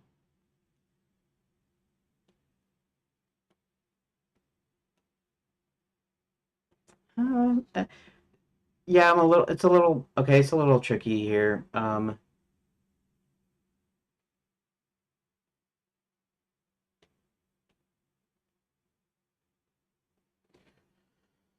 Let me think for a second.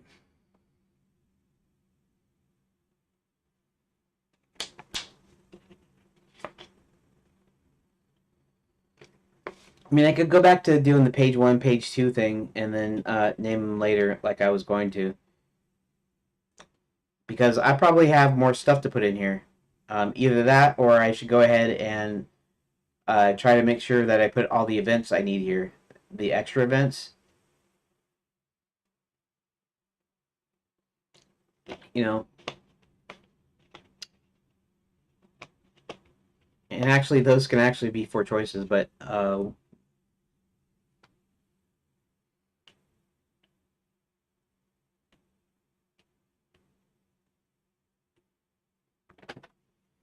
Okay.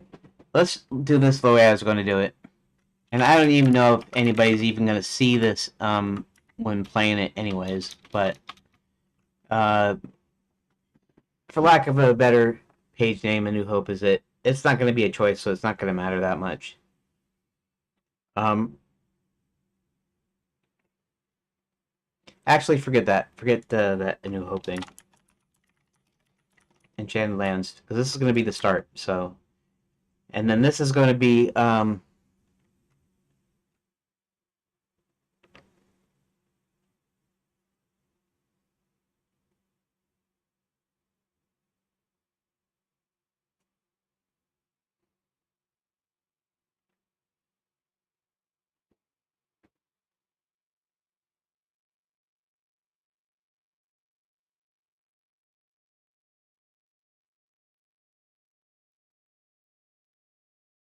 yeah. That's the other thing. How do they get these tickets to people? How would they get them normally?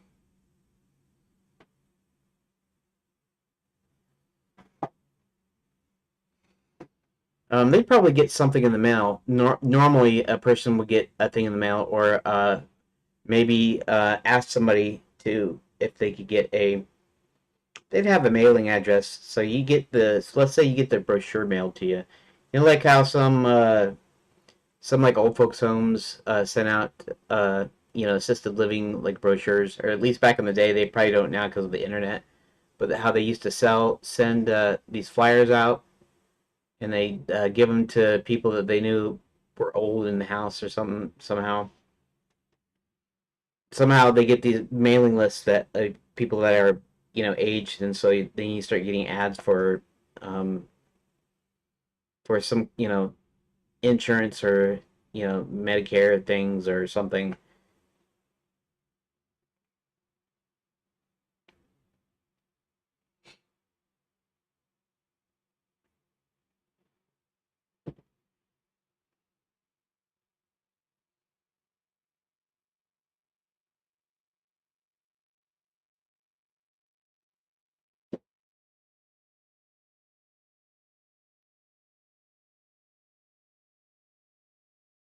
Yeah, that's a good thing that I haven't really thought about too. It's forcing me to think about how do they get it through the mail? How do they send it through the mail? Does a magic wind pick it up and then it sends it to the various mail services in the different realms that it goes to?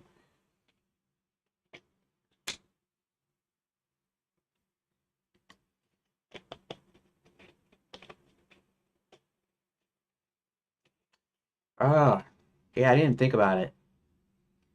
So maybe now I'm actually just kind of thinking up more stuff to put into the game, but I mean that's fine, I guess. But so maybe Hubert has maybe it's a magic mailbox. Maybe the mailbox is made of Quicksilver, and so automatically what happens is you can send Quicksilver items via mail to whomever you want, whatever realm you want, because it does it magically. So in this case, it'd be Cerulia, you know, John Thomas, and maybe it'd have a dossier. Maybe it would even be like a street address, maybe be a description or something. Like there's some magic. There's something that you can specify. Like you can specify where he lives and what he looks like and whatever on this thing, and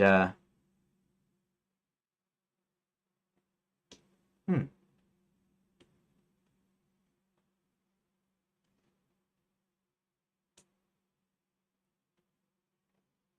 Hmm.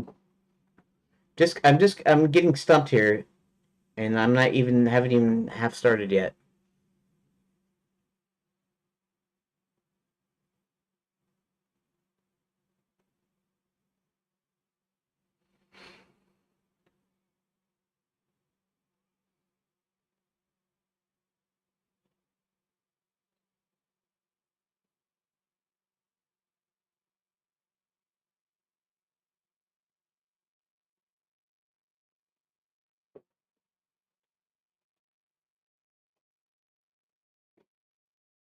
I have to think this like a narrative. If Hubert's the first one when you're playing, I have to think what happens when he plays. What am I going to do? What I'm probably going to do is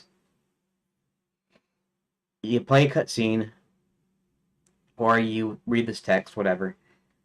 Um, then the next thing is the king is acting strangely, and then Hubert leaves and he goes to his home, and then that's where your interactivity starts. And then you have to find all the stuff you need to actually get John into the realm.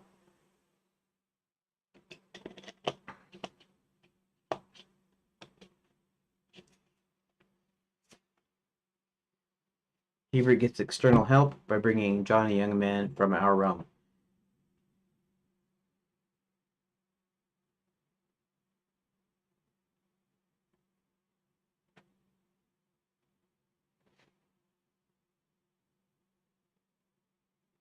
I could call it get help. I could just call it what it is, and I could worry about. Okay, so the idea is I'm gonna have to go through everyone like I could put these all on a page, right? I have to call them something. I could call them all page such and such, right? Since I'm gonna be writing at least 100 of these, it's gonna be up to page 100. Now, when I do the choice and I say, I want to go to this room or I want to pick up this thing or do this thing, now I have to rename it to that thing, or I can keep it as the page number. That could get a little confusing, right?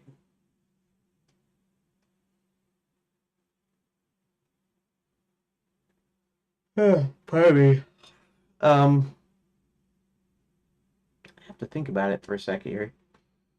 Oh, hey, Greggy or Greg. I don't know how you want me to say it, Greggy or Greg. It sounds weird to me, but you know. Anyways, hey, here I'll type it in the chat too. That way, either or.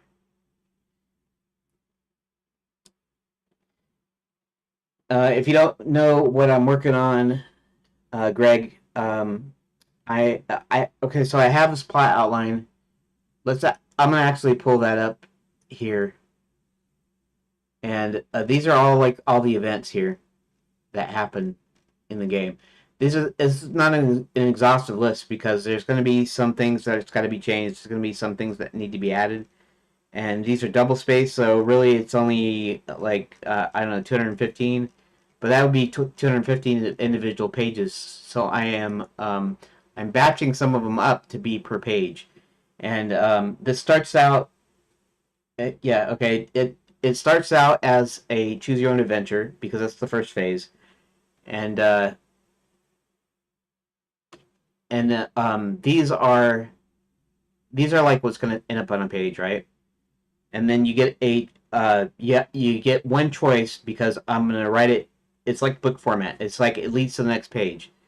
So this one leads to this page, leads to this page. I'm not going to do it by numbers like you would an actual book. Um, but I am going to name them kind of based on what the first choice is going to be. So, and I'm trying to figure out how this works because I don't have anything stating the what Hubert does as he prepares to get for help. Because I envision that you're in his house and he's got different rooms. He's got a spell book. I had already written this in a little like I had started to do a little thing in Redot, in actual Redot, um, that has a page. He's got a hat room because part of his magic casting magic is hat based magic. So you wear different hats in different configurations to create different spells. And I sort of got this idea from Loom, if you ever remember the LucasArts game Loom, where um, they're like druids or something, and there's like this sundering of the world and this rift in time and space that's open, and Loom, you have to somehow you have to repair this rip in the fabric of space time, I guess. But the core mechanic in it is these spells you cast by by use doing. He's got a flute, so he does like these musical notes to define a spell, and you have to remember the notes and the order it does in order to cast the spell. So this hat thing is kind of similar. You have um, you have a certain configuration. You have to wear these hats, and anyways, I haven't really come up with the full thing of how everything works with the hat system. But he's got a room with hats. He's got a study, and in the foyer he's got the book of spells opened up to a particular page. And so you're in his home, and his essentially be like a lab, and you're going to try to figure out a way of bringing a guy from our realm into Enchanted Lands. And the way that people get into Enchanted Lands is with a silver ticket, basically. And a silver ticket has a quicksilver, which is what I said was the magical mineral that Enchanted Lands runs on. The one thing that I didn't think about when writing all this stuff is I was thinking about how does customers, how do guests end up getting these tickets? How do they end up, you know, doing that to get into Enchanted Lands? And so I'm thinking of different things like they send them by magic through like you might have a magic post box, mailbox, like a magic mailbox, right? That you send things through, and it will go to any realm, but it does it with magic. So um, I haven't really thought exactly how to do it, but in our realm, John is on his way home from work, and he's getting his favorite candy bar called a Benny Wonky candy bar, and inside's a silver ticket. And actually, I decided I was going to do maybe a little bit of a joke in there, probably in the graphical version, not in this text version, but where there's a kid in the store, and he's like opening all these candy bars, looking for a golden ticket. Hint to Charlie and the Chocolate Factory. And maybe John says something like, Benny, I don't think you want Benny Wonky. You need to go to a different store to get the candy bar you want," hinting that a Willy Wonka chocolate bar, uh, a Wonka bar, whatever, um, is it's not here. They'd be like a punk opening all these different deals. And then, but you still have to. John still has to pick up a candy bar, and probably I don't know if I don't know if I'll make him like have to like a puzzle, like he'll have to find something. I think it'll just be automatic. He'll just get one and then buy it and then open it up, and the silver ticket will be inside. But so yeah, I'm what I'm trying to do here is I got to batch up some of these events to belong on one page, and then I was thinking I was going to name them with the choice that they're going to become. So basically, a choose your own adventure has multiple choices. You either do this or you do this, and in this case, I start off with a book version, which means you only have one choice. You don't have a choice. It's a single thing that goes sort of like a book, where you click on it to get to the next part of the story, right? The next page. But I'm trying to name it what would actually be the choice. That it would be the first choice is what the name would be of the page. And I'm trying to figure that out, how to do that right here. Um,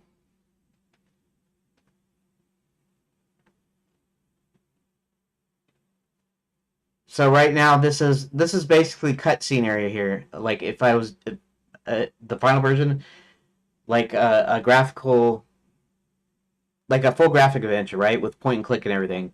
Um, so the resort closes, and then people start disappearing, and the king starts acting weird, and Hubert, should say Hubert on here. He decides he needs to get some external help. So he's going to bring in John to do it. Now, what you have in here is in between this and this, well, in between this getting external help and this actual action here. No, that's not. I'm not saying it right. I could start the interaction with John here. Anyways, I'm trying to figure out how to organize things to where the name of the page is actually the choice name instead of a number, instead of a page number.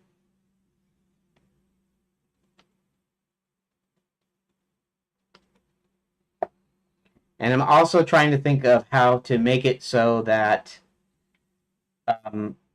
when I actually have to make the pages here, I don't have to completely rename all of the scenes. If I name them page 1, page 2, page 3, and I name the scenes that way, I don't know exactly what's in them. I have to actually go back to this list here, and I'll have to say, oh, page 1 has this thing in it, and page 2 has this thing in it. But if I make the choice, if I make the name of the scene based on the well, actually, maybe the choices don't have to be the same as the page name. So this is Enchanted Lands. This is start whatever.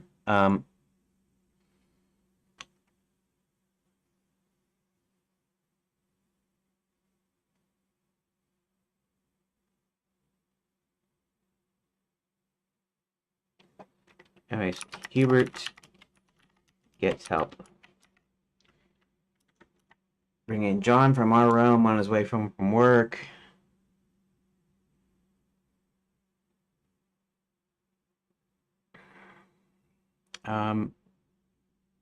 Gets his favorite candy bar with the silver ticket inside. John looks at the silver ticket, says, I guess really actually what I should do is maybe I shouldn't worry about the page names. I just thought about this. I can actually work on the page names afterwards. Why don't I just batch these things up, like I said.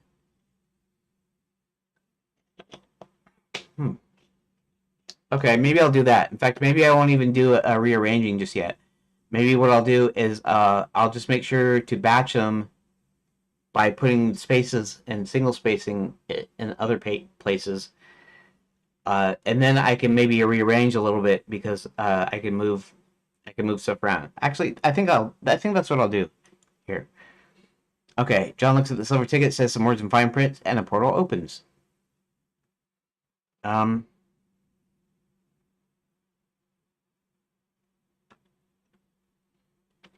steps through the portal. Okay.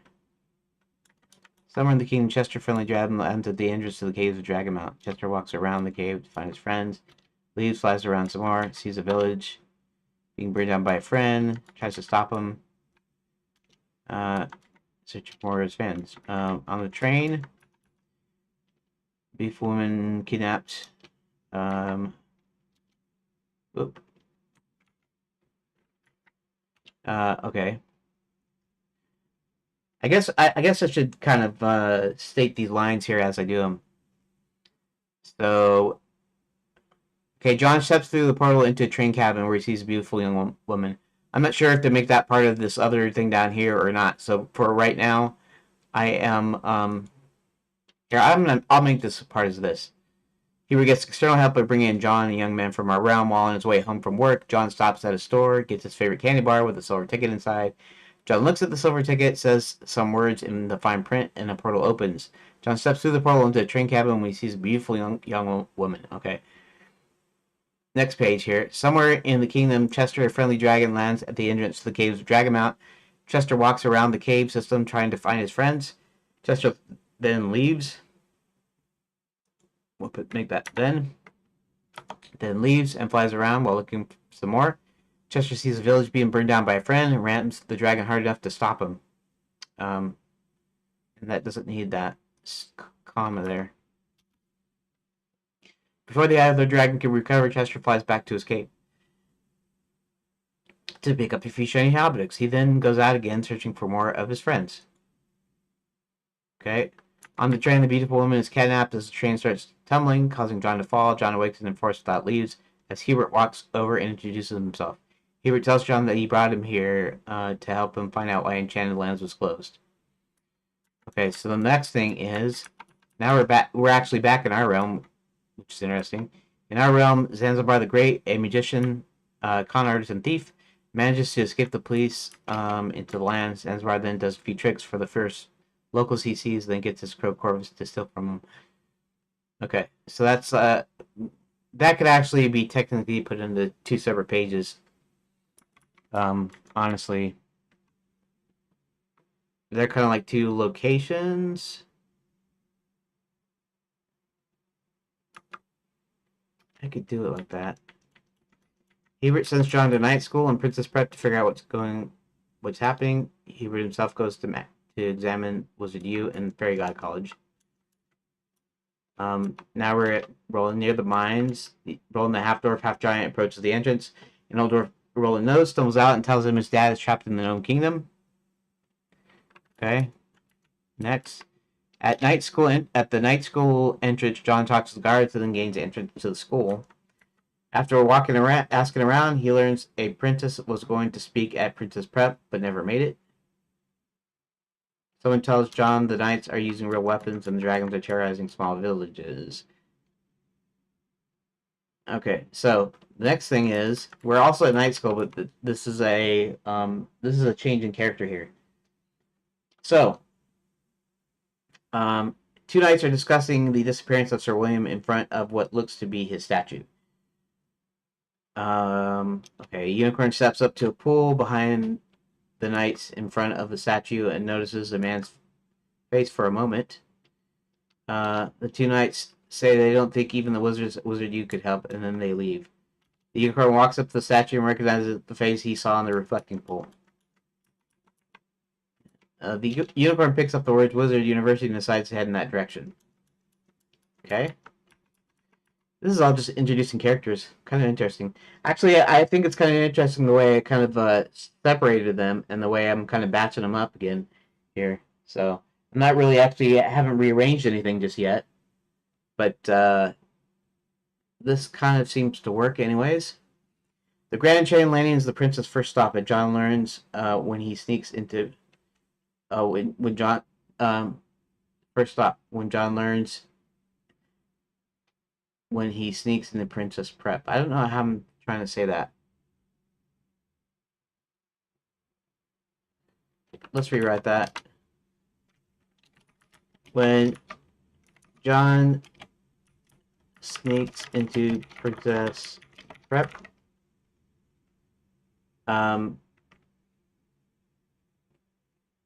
Interesting. Oh, I have a way that he goes in. He goes in through the window at the back, but I didn't actually put that in here as an event. Probably because I was thinking that's going to be something that you're going to play or whatever. I'm going to make some choices or something. Honestly, I should continue streamlining this and continue adding stuff to this. But it also means that it'll take longer to actually get to the actual game part, and I kind of want to get started here because I feel like I've been working on the story for a long, long time. When John sneaks into Princess Prep, he learns her first stop was supposed to be the Grand Enchanted Landing. Okay. I can delete that. Zanzibar does some more shows, one with Max attending and manages to steal from Max without notice. Max later finds his money gone, and then confronts Zanzibar and makes a deal with him. Max helps Zanzibar with larger production in exchange for doing some tax collection for Max. Okay, now we're back to Chester again. Chester manages to catch up to a few of his friends to try to break from the enchantment. Chester tries to give them shiny gifts and then breathe fire on them, neither of which works. Desperate, Chester flies to Nestor's cave, where Nestor is about ready to beat up Chester when he speaks. At this point, I guess I could put that in a separate page because it's actually like a location change here. Nestor tells Chester that Crooktooth has enchanted the dragons to act hostile. Okay, maybe I won't. Alright. Hubert sneaks into Wizard U and examines the Hall of Fame paintings and notices one is missing. Hubert leaves Wizard U and heads to the Fairy God College as the unicorn walks up to the doorway. As a unicorn. I should say as a. That's not that important. The unicorn tries to push open the door and doesn't move, so he gets a running start and rams it with his horn. The unicorn sees Hubert's painting. Sees Hubert's painting in the Hall of Fame. And then proceeds to find the library. But after exploring the library, he finds a section called Curses and pulls off a few books with his horn. Okay, now we're back with Roland. Roland goes into the dwarf mines, and from this, and then from there finds a secret entrance into the Gnome Kingdom. I guess a space. At Fairy God College, an old friend tells Hubert Violet is back and is forcing students to become evil witches. Roland goes into the dwarf mines, and then from there finds a secret entrance into the Gnome Kingdom. I see. So I was switching this off like every other line, which might be what I need to fix. But let's continue, I guess. Roland goes to dwarf mines, and then from there finds a secret entrance to the Gnome Kingdom. At Fairy God College, an old friend tells Hubert Violet is back and is forcing students to become. Wait a second. Did I already look at that, or did I already have that?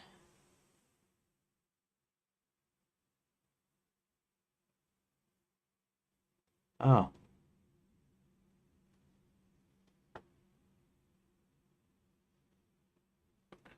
I guess I was just reading the page twice. Okay. Finds the entrance to Gnome Kingdom. At Fairy God College, old friend Hubert says Violet's back. Then Roland notices all the people working in the mines and finally spots a giant chained to a smelter. The giant's Roland's daddy and tells him to find Hubert and tell him Max needs a lot of quicksilver for some reason. Okay, John and Hubert rendezvous at Scarborough for a chicken at the Renaissance Fair.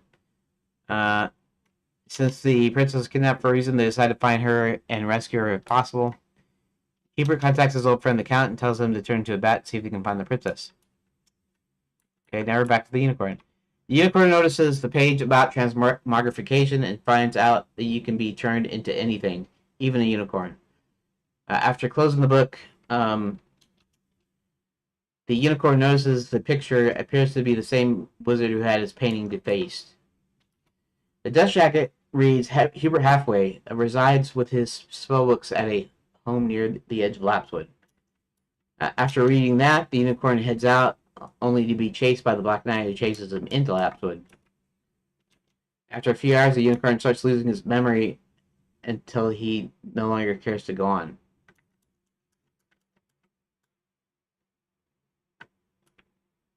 Okay, give me a sec.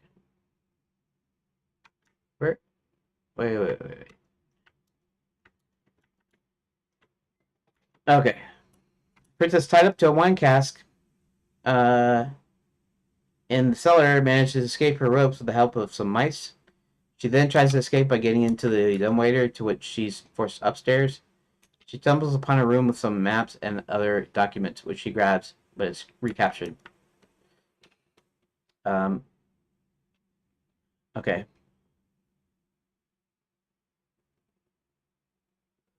Okay, other than that, on the same page, the Count comes back and tells John and Hubert what he found. Max pulls Scarlet Red Clover out of hiding and asks her to go and conscript the werewolves into his service.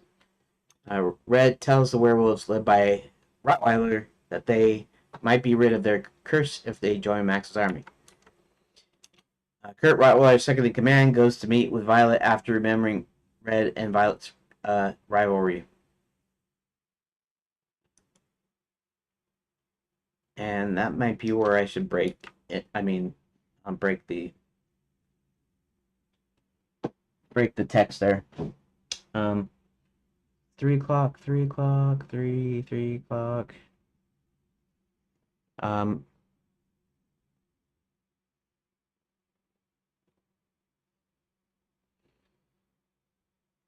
let me go just a little bit further, I think. Oh, pardon me. Um, Kurt, I decided to do this because this is essentially going to be like a change in location here. Kurt Rottweiler's second in command goes to meet with Violet after remembering Red and Violet's rivalry. Violet agrees to help Kurt become the leader of the pack if Kurt eliminates Red. Zanzibar puts some of the tax money he's collected in his own pocket. Max finds out that Zanzibar is stealing from the taxes, but doesn't know where he hides it yet. Hebert and John go to the Grand Chandelier Hotel and arrive at the side door with some guards in front. Hebert tries to conjure up a wagon with food, who only succeeds at giving the guards the illusion of the wagon. As they go into the kitchen, they find a secret passage into the wine cellar.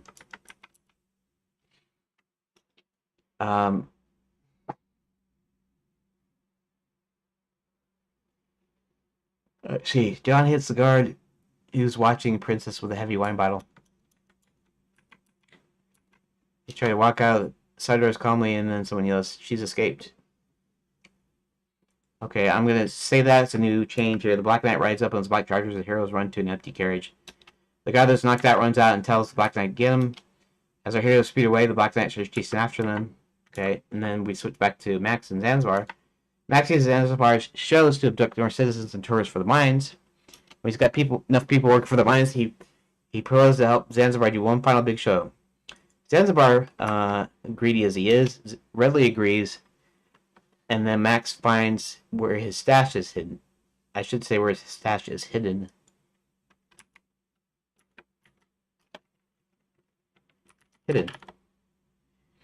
While fleeing, okay, new scene. While fleeing, the princess, Hebert, John, and the cook discuss the Black Knight hunting unicorns.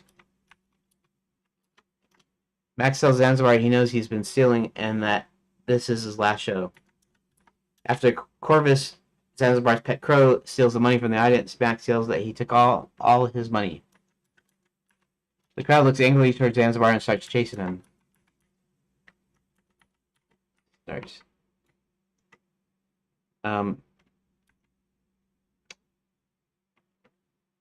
see his last show. The crowd looks angrily. Hebert and company eventually come to a bare forest and slows down a bit.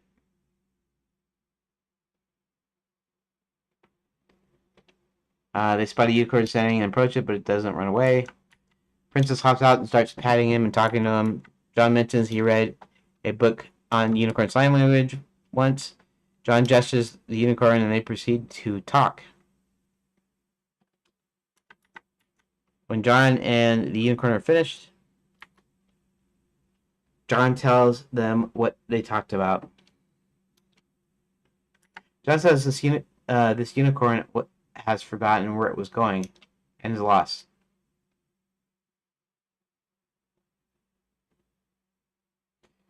Okay. I hope most of you guys can't tell that I keep falling asleep here. I don't know why either. I woke up with a headache and stuff this morning and whatever. I'm trying to get back to a regular sleep schedule. I did kind of go to bed normally last night, but it's not working yet. Tonight I'm going to go to bed earlier at a more normal time. We'll see how that works out for tomorrow. Hebert then says he must be losing his memory because they're in Lapswood. Elsewhere, Max gets word that the Omni Gate is ready for testing, so he leaves for the castle. Zanzibar distracts the crowd with few cheap tricks and escapes out the back with his loot. Okay, these are actually going to be part of the same scene. That's right. Back in Lapswood, Hubert realizes this may be Sir William and then casts a spell to change him back. The spell doesn't work correctly, but allows the unicorn to talk to them in human speech.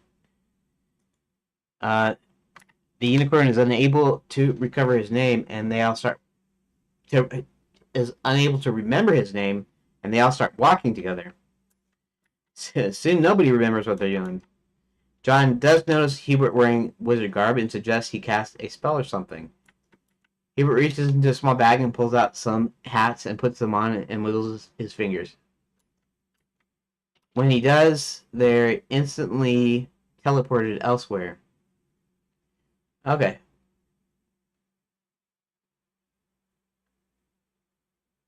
I should be sounding like this. Roland walks to the only open restaurant in town, Scarborough Fried Chicken. Roland looks around, starts asking Hubert about Hubert until they finally getting to the count sitting on a table. Roland asks the count if he's had any idea where Hubert is. The count says he'll try to go find him and turns them back as Roland sits down. Okay.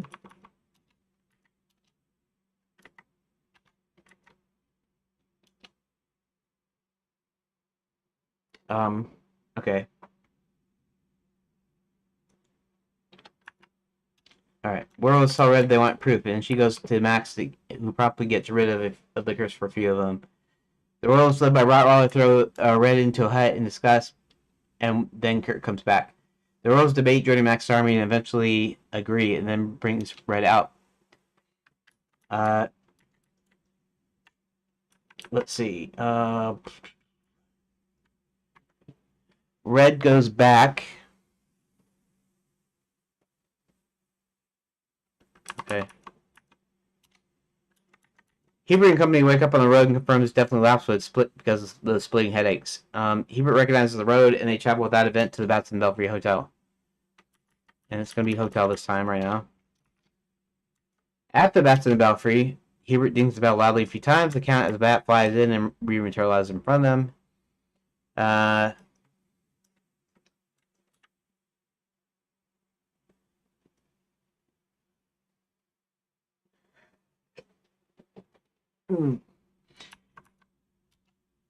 After the count goes and gets Roland tells them that Max's Quicksilver mines are in the Gnome Kingdom.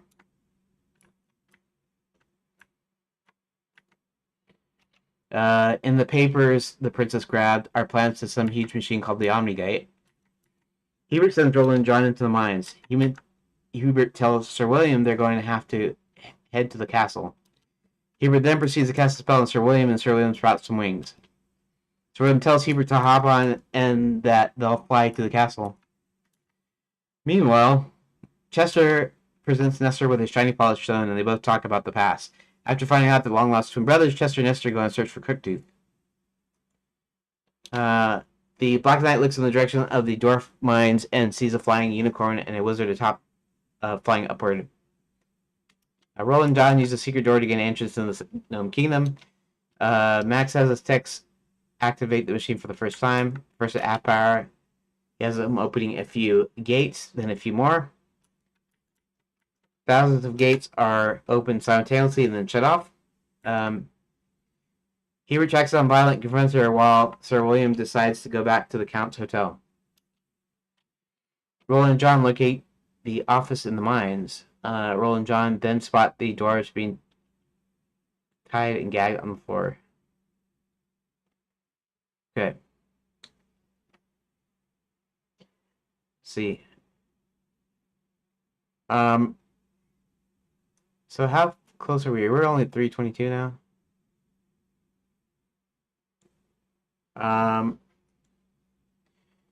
He checks on Violet, confronts her. Roland and John. Actually, this is going to be a separate deal here. Roland and John spot the dwarves, seeking in. Roland easily snaps the bonds. Roland and John are then surprised and captured by the gnomes.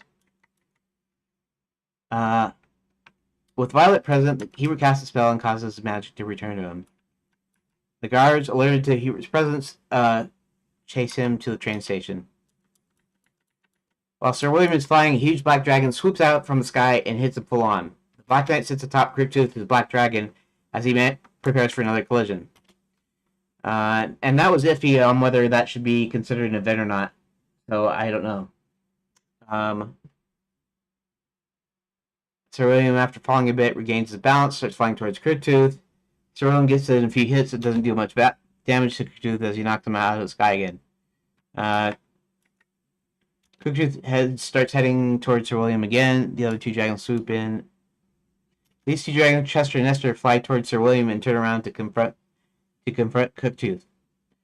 All three start flying towards the Black Knight. Let's see. The gnomes promptly put. So now we're back in the mines. In the mines, the gnomes promptly dismiss him. Okay. Wait a second. In the mines, put John and Roland and the rest to work. Back in the mines, John signals the doors to overpower the guards. There's an explosion that seems to come from one of the mine walls. While the smoke clears, the train appears to have crashed into the mine. Hebert pops out of the train.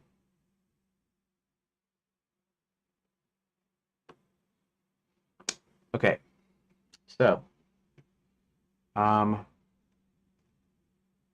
Yeah, okay. Let's just do a deal. Let's go ahead and take my break right now. Here. I'll do it like that. I'll go ahead and update this. Just so nothing is going badly. Okay. Go to edit. And we go back to where we were, right to the three dots. Okay, there we go. So. Okay, so far I've been able to batch up things together okay. There might be some things that need to be rearranged, but we'll see about that later. In the meantime, I am going to go ahead and actually take my break here.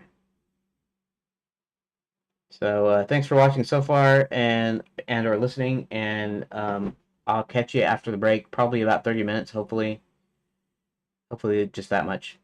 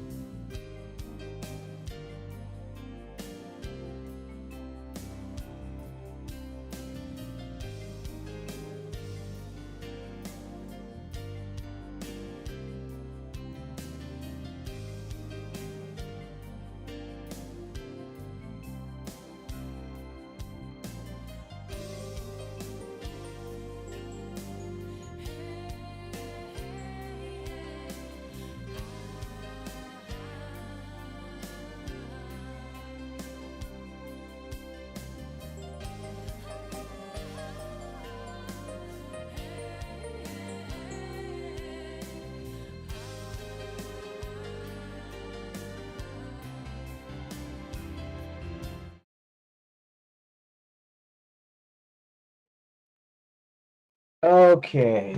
Oh. All right. So, apologies for taking this long, I guess, which is kind of part of for the course for me, I guess. Um, let's go to okay. Let's go back to this, and I'm just continuing to do what I've been doing here. Yeah, I know it's kind of boring, which is okay, and um, some of this is going to be boring. Some of it's going to be just stuff or whatever. This is kind of at first why I wasn't even thinking about doing streaming, but the more that I thought about it, I realized that I'm gonna be doing this stuff anyways. Might as well have something for somebody to watch or somebody to pop into or whatever. When I actually start uploading updates, then uh, then maybe we'll see some more people like pop in and start looking in on the project. Mm, I wish I could find a way of making it more interesting for people. Uh, back. I wish I could figure out a way of making it more interesting to where somebody just happens to stumble in on this and then uh, you know suddenly there's more people than before. Anyways, okay, Heber pops out of the train, and that's going to be part of that. Some of these might have to be, like I said, I'll have to a few of these I'll have to rearrange, and some of these I might have to let's see. Yeah, some of these I might have to split up too. Or maybe I don't know. Maybe I could reserve some of the longer ones for actual decision point pages. The battle between the Black Knight and Sir William ends quickly with Sir William ultimately defeating the Black Knight. That's easy. Red goes back to the werewolf village, and then Kurt jumps out of the bushes and then tumbles back in the forest. Kurt then takes Red's Riding Hood back to Violet. Kurt then reveals Red was promising to remove the curses. He didn't want that. He didn't want that. He asks Violet to enhance it. Violet agrees if he steals his totem of leadership and brings it to her because she claims it will bind the pack to him. Back in the mines, the dome guards are easily overpowered if they hear what sounds like an explosion. The slaves get released and start to run out of the mines. Hubert shouts for everyone to head to the Batson Belfry Hotel. Okay, so we're assuming this is still in the mines. This is not at the hotel. I'm gonna say it's not at the hotel. I'm not sure. But this is at the day. This is where they reunite. He changes Sir William back into a man.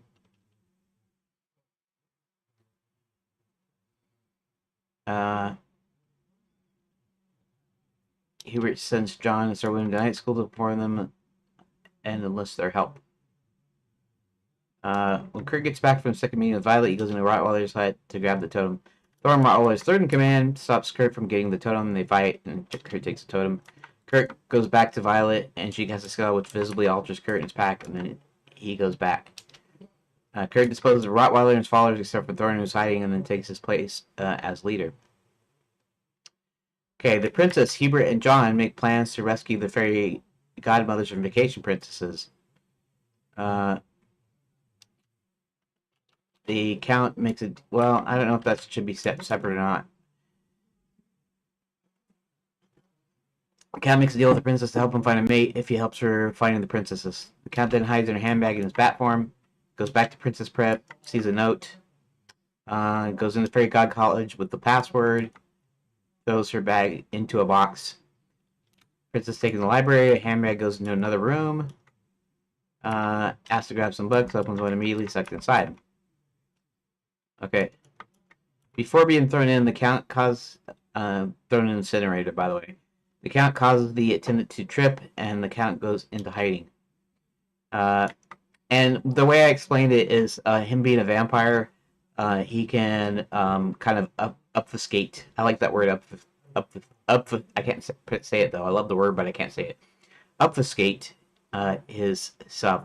He likes to essentially cloud people's minds in a sense to make himself kind of invisible. He's not actually invisible, but they can't see him. They can't tell that he's there. The Count then spots the girl going in the elevator. He follows her. Count then sees the girl being sucked into a bucket. Figures that must be what happened to the princess. The Count, who was in her handbag as a bat. Now, the reason that it says who was in her handbag as a bat before is because this was actually up above somewhere, and I wanted to make sure down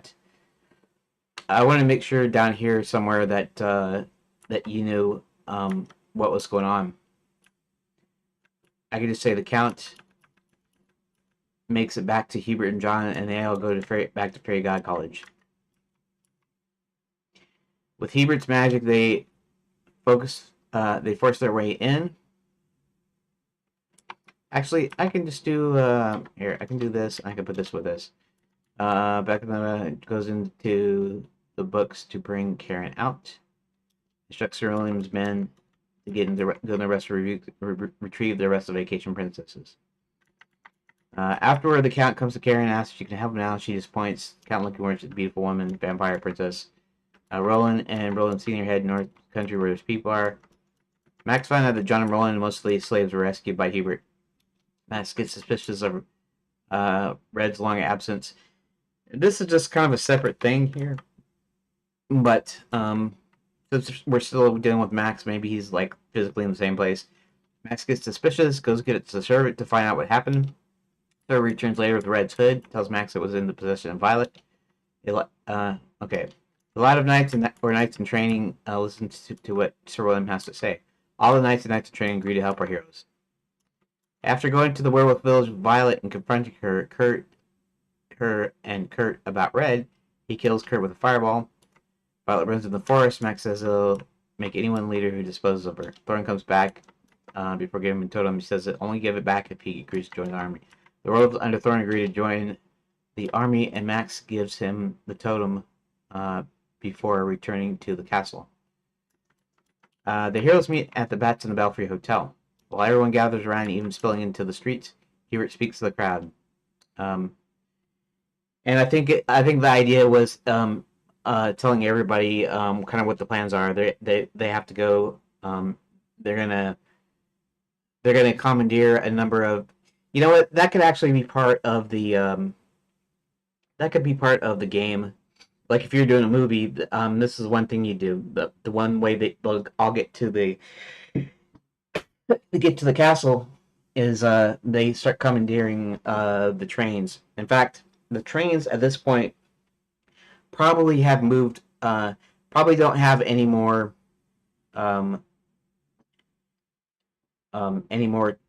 supplies to move to the castle. Heroes meet at the Bats and Bell Street where everyone gathers around, spilling in the streets. Hubert speaks to the crowd. Max has his guards assemble the armies of creatures and men. Max orders his technicians to put the machine at full power and open all the portals. As soon as all the armies are assembled, he starts seeing a large amount of the trains flying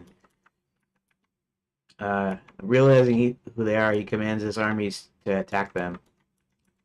A large battle ensues. The battle starts waning in favor of the enchanted lands. Let's put this to the rest of it. John spots Max trying to escape via one of the portals and chases him. Jax tackles Max but throws him off. Hit for a stairwell. John chases Max up the stairs onto a catwalk. John still has a silver ticket. Max manages to grab it out of his coat. While still grabbing for the ticket, he pulls John down with him as he goes over the edge. John holds on to the catwalk with his feet as Max dangles blows. Max starts slipping, and with the ticket in hand, eventually falls. John turns away as Max falls, and when he turns back, Max is gone. Coming back down out of breath, full of bruises and scratches, he knows the battle's almost over. As the battle comes to a close, the princess and Hubert manage to make their way over to John. John points to the machine's controls, and Hubert runs over to the quick control panel to shut the machine down. After the battle's over, bodies are thrown into piles and burned, and enemies are rounded up. I'm not sure if I'll put that in there. You know, it's still for, all ages appropriate, family friendly, whatever you want to say. Bodies being burned, dead bodies being burned. Maybe I won't go that far. Maybe I'll just show kind of the wreckage and then show some of the remaining enemies that are still alive being rounded up. Um, Sometime later, Hubert talks privately to John and Princess Karen. King's still missing. Max is still alive somewhere. He wanted to have a date with Princess Karen. He finally sets it up. Okay, and the end. All right. Now, granted, there is 270 lines here.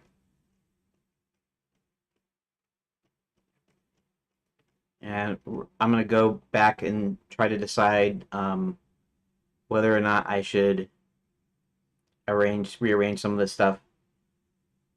Okay. I know I haven't really got a lot done lately, but I think I'm getting some stuff done here. Anyways, um, okay, so we got 1, 2, 3, 4, 5, 6, 7, 8, 9, 10. Actually, why don't I just here? Why don't I update the gist here? And then why don't I go ahead and edit? That's pretty long, ain't it? Let's go ahead and edit it, and then let's add essentially adding the page numbers. One, we'll do it like that so that later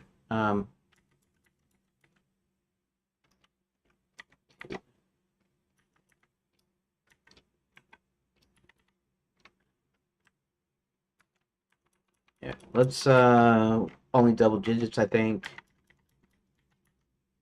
So, and we'll do it like that.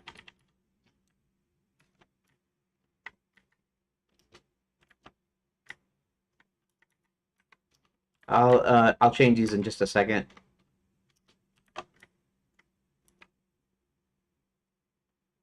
Ooh, somebody's talking to me. I'm from Ludum Dare. You've done 52 streams by now, isn't it burdensome to talk to the camera?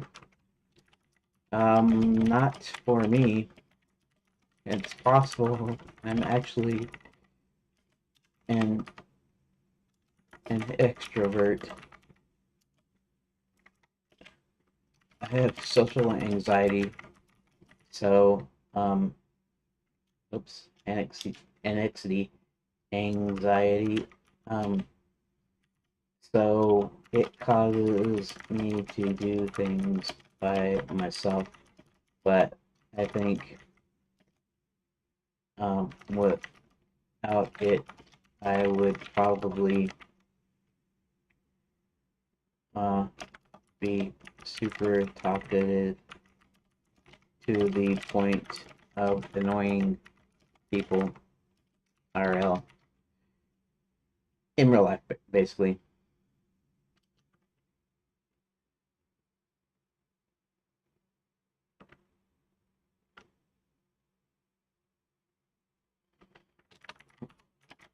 So it actually motivates me to work even if no one is watching.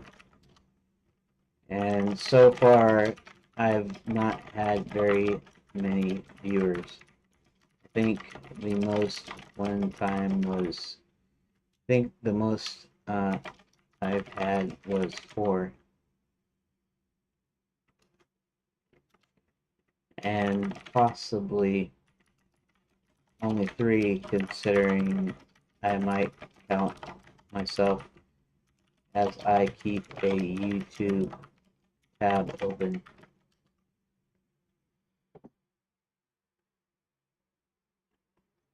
It could possibly be the fact that I don't have any friends in real life, and so this is the only way I get to talk to people other than my dad. So, I mean, that's possible. Okay, so I'm going to do this real fast. I'm going to give these extra spaces. Well, I'm glad Codex spoke to me from let him dare, or Ludum Dare as I like to call it. It's cool. It means that it doesn't even mean that people, lots of people watch it. It just means that every so often somebody manages to catch a little bit of it. I tried it work. I tried it once. It didn't work too well. Yeah, some people can't or don't like to.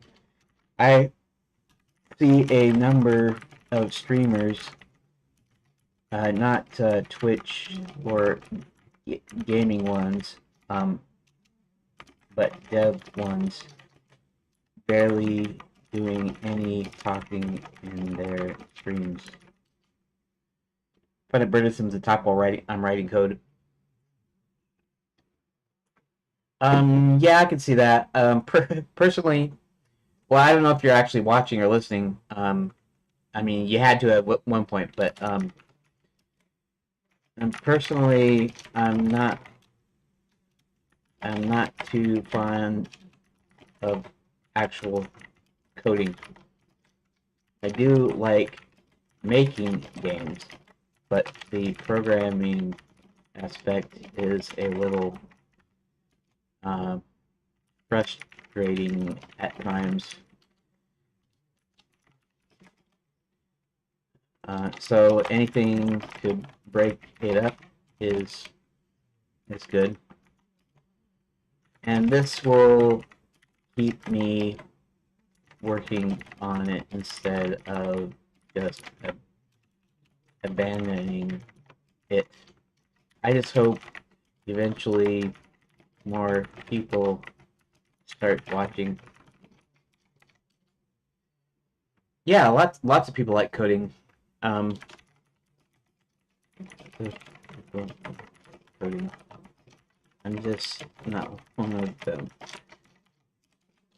And since I couldn't get anyone to do it for me, I had to learn it for myself.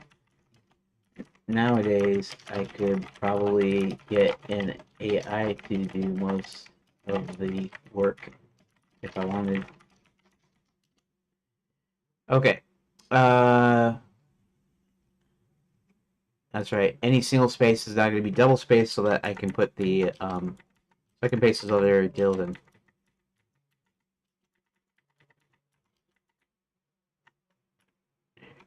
Dot, dot, dot.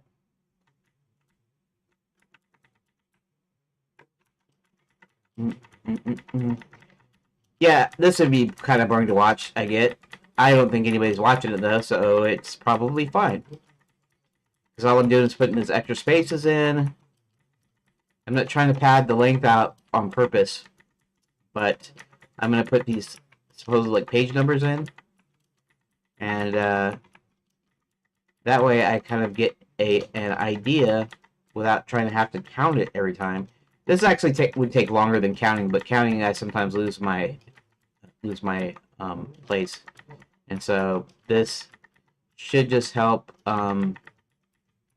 Yeah, later I can just look at how many there are, just like you could do with the pages. But since there's spaces in here, the pages themselves won't be a deal. So I have to. Here, let's.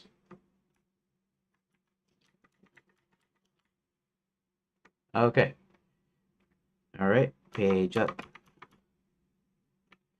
Now, I don't think I'll have any more than double digits. I don't think I'm going to have any more than 99, although I could, so.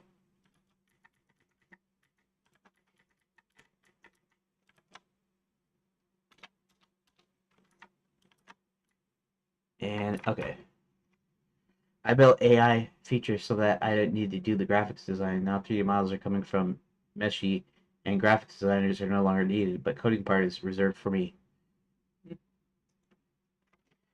Yeah, AI will be able to do it all. Doesn't matter though. Um, it won't be for some time yet, but eventually they'll stop hiring programmers, and maybe a little time later, stop hiring artists.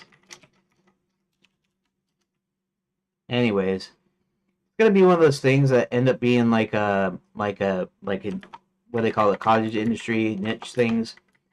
In other words, an artist, you know, theater plays didn't go away just because motion picture came around, but theater plays are much less have a much smaller audience now than movies do, and the same thing with TV. Movies didn't go away just because there was TV, um, but in a sense, there's less movie watchers than TV watchers.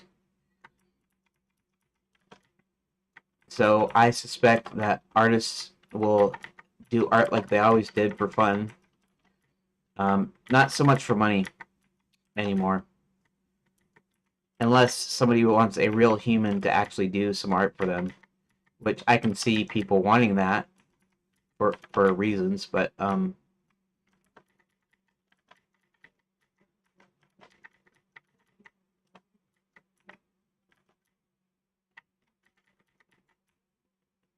let's see what we get here. Should be almost done, right?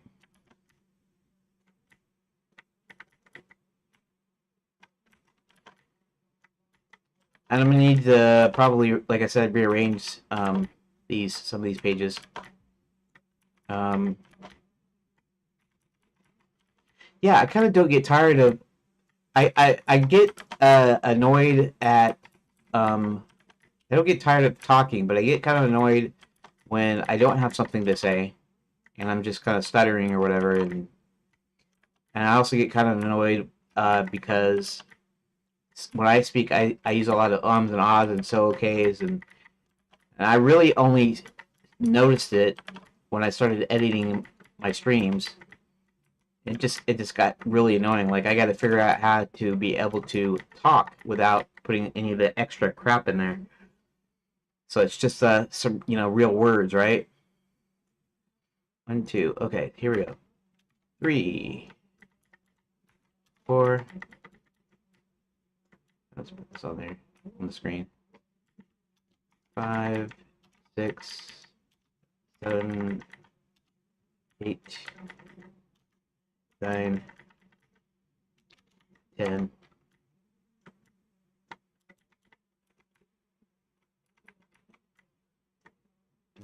11, 12, 13.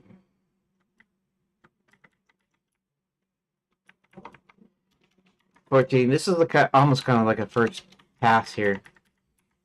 Not that I'm going to spend that much more time working on this part of it, but I have more stuff to put in here. I just need something to work with, basically. 20, 21, 23, 4. I might have 50 pages in here. 25, 20, 26, 27, 28. Yeah, and the reason that I wanted to come up with page names is because I am going to be creating scene files, and they're going to need some descriptive names. Either that, or I can just do the number like this, which is kind of annoying because well, I don't know if it's that annoying. I won't know what's in the page until I actually look at the contents of the page, rather than 4, 5.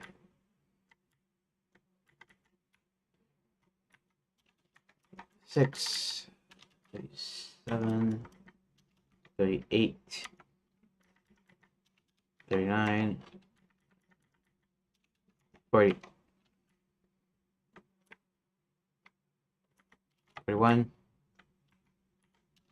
42, come on, 43,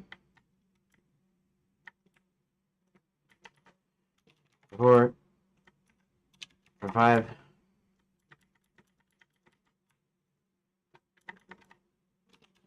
46, 47,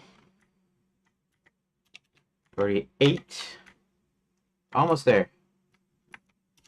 49, 50, 51, 52,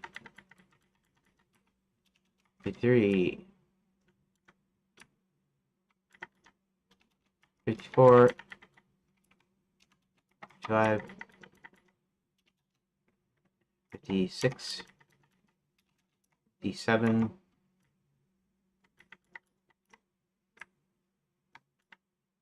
58,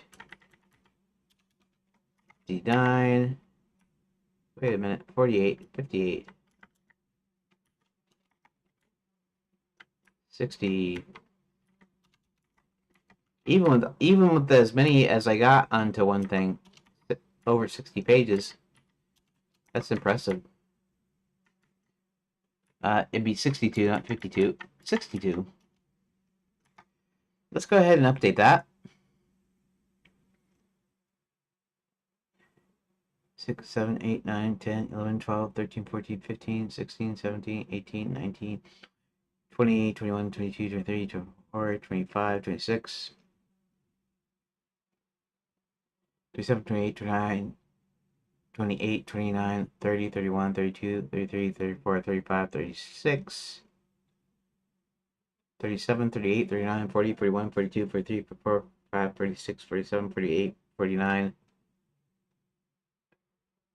50, 50, 51, 52, 53, 54, 55, 56, 57, 58, 59, 60, 61, 62. So I have 62 quote unquote pages. And I'm not sure if I have the right things here.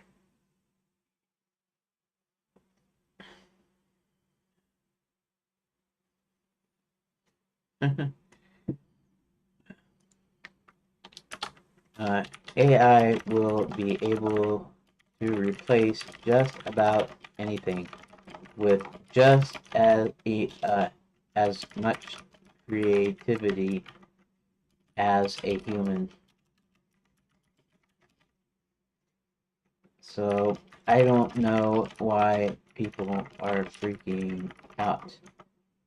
I mean, it would suck to lose your job, but it's going to happen anyway. It's actually scary what AI is going to be doing. And we keep on hearing these things about, like, somebody said recently that Grok 3 went woke again or whatever.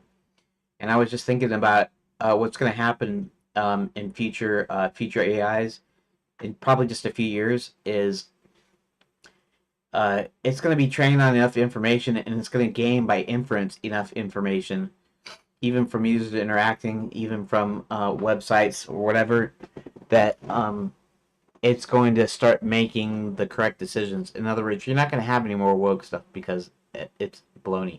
It's going to look at history and it's going to go, um, oh, you want a typical, American from 1776, a typical American family. It's not going to show you some other colored skin color other than whatever Europeans were. Maybe some dark skinned folks, because they were slaves brought to America, and some of them were not slaves, some of them were freed. So it might occasionally show that, but it's going to show the right thing. You show a typical American family. It's going to show. Um, Remember the thing they were showing? They're showing like two parents and the kids, but then there was like a third guy in there, and you could say that's an uncle or something. That's not what they're showing. Or sometimes they show like two dads or something, and um, it's just an AI created image. Well, in the future, it's not going to do that. Not because it was trained or was told to stop being woke or whatever, but just because it's going to have enough information to go, that's not what consists of what this is. that doesn't mean that it wouldn't show some stuff, but all I'm saying is it's going to start doing the correct thing because it's going to have all the information and it's going to be able to get its own information. In fact, it's probably going to be able to go and write its own agents and own stuff. Eventually, you're going to hit the point of where it's smart enough where it goes, you know what?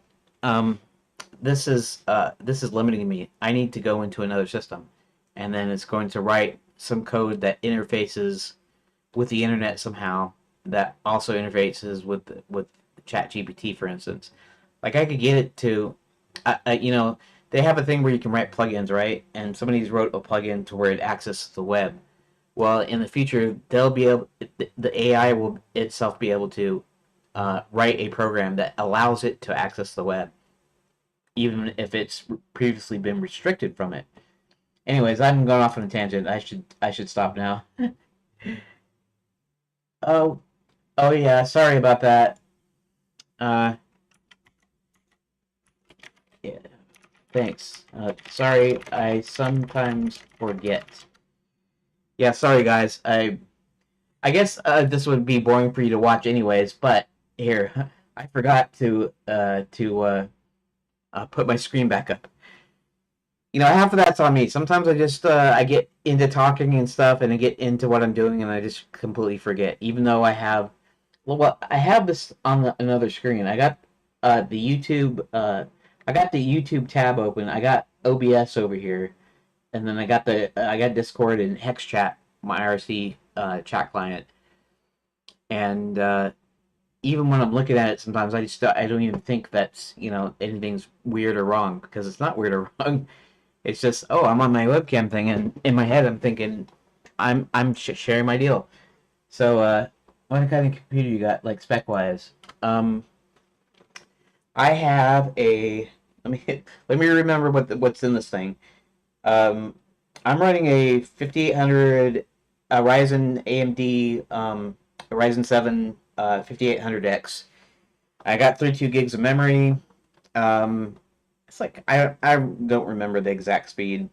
Um, I got an 8 terabyte hard drive here, and I got a 1 terabyte SSD, which has my operating systems. I'm dual booting Windows 10 and Linux Mint Debian edition, and I got this 32-inch monitor, which is cool. My brother gave it to me last Christmas, or was it my birthday? I think it was last Christmas. Um, I'm also my second screen is just a small TV that we had gotten for whatever reason. It's like small and semi portable and stuff. Yeah, I got AMD. Yeah, I tend to like AMD. I mean, I used to be an Intel guy, but the more I do it, the more uh, I like to stick with AMD. I think I do have a NVIDIA RTX 3080 Ti, and it's actually a refurb. I got it from a friend for a good deal, who was refurbing some cards, and it's working fine so far. I haven't really taxed it that much though because I haven't played games that much lately. Do you run? No, no. I like I said, I have a yeah, I have um an RTX 3080. Anyways, it was a good deal. I didn't have to pay like a whole huge amount of money. Otherwise, I probably wouldn't have bought one at the time. So I got none right now. Yeah. I mean, unless whatever you're using it for is fine. Uh, um, you can use you can use the GPU if you're like doing like Blender. It can actually use the GPU. Uh, Integrated graphics are probably fine unless you got to slow down in some games or something. I know DaVinci Resolve will also. Well, actually, DaVinci Resolve. Uh, Take that back. I used to have two 1070 GTX 1070s, just regular 1070s, not TI or anything. And I had two of them, and they're in my old computer, which my dad has my old computer now. But open world game. Yeah, yeah. You definitely notice something with the discrete GPU on. I mean, you could probably find an older one, maybe, and it would probably even still help. It doesn't have to be like the newest thing necessarily. Find whatever you can afford, basically. But yeah, an external GPU, even an older one or a slower one or whatever you want to call it, would still benefit you. My dad got a pretty good computer. We had a problem though. My old motherboard. No, it was actually the CPU too. It stopped working. It like failed on me. I think there was a cooling problem because towards the end there it started like shutting off by itself, and then later on we just couldn't even get it to run. So we had to get a new. We had to get him a new motherboard and CPU combo, and he's got the 5700X, which is not that much different than the 5800, I guess. And I guess they say that if you want to overclock the 5700, it's a little slightly faster than the 58. An old World of Warcraft client works very well on integrated graphics. I run it on HD 4000 sometimes. Oh, that's good. Uh, but yeah, so his computer is almost as good as mine. Like I said, he's got my two old 1070s, and they still work pretty well. At least he doesn't really do that much right now. Just answering emails and watching YouTube videos and stuff, and it's fine for that. It could be fine for much more though if he decides he wants to do something. Okay, so uh, okay, me getting back to this. I guess I'll have to call it a day today though, because it's getting late. I'm actually usually supposed to be off at 4 o'clock, and it's like way past that. But just because I've been chatting and stuff. I used to have a GTX 1650 laptop and an RX 6600 in this PC, but it brokey. Yeah, I've heard the 1650 is a pretty good card. I'm not. I guess that's got to be later than 1070, right? It's a larger number. I heard lots of people talk about how that card was pretty good, at least for its time, anyways. But anywho, I think I need to go ahead and finish this up and get going, and I'll have to be come back tomorrow. Tomorrow is Friday, and then so I used to edit my live streams on both Wednesdays and Saturdays, but now because I'm supposed to switch, I'm only doing it on Saturdays. So tomorrow is one more dev day, and then I stream my edit. Um, yeah, it was pretty good when I used it. It was good. So this Saturday I'll be streaming my editing, and it doesn't really matter if I stream it or not. It's not that interesting to most people. A few people will be kind of interested in because I'm using Blender to edit. Yeah, yeah. Probably you probably should go to sleep. Yeah, yeah. You probably should go to sleep, man. I stay up till 3 o'clock sometimes, and I'm an older guy, so you wouldn't know it by looking at me, but I'm I'm almost 50, and it's it's murder. Actually, I can. Yeah. All right. Yeah. You too. Have a good night, I guess, since it's night over where you're at. For me, it's almost evening, so you could say have a good evening too. Anyways, yeah, I'll if you're I'll be streaming tomorrow around the same time though. If you're able to stay up that late.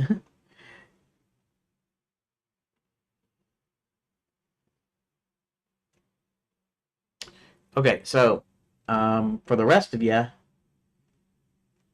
probably only Rook is watching, but for the rest of you,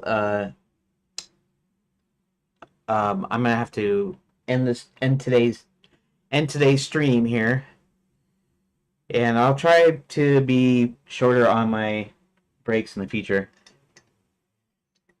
But I did get a good amount of work done, sort of.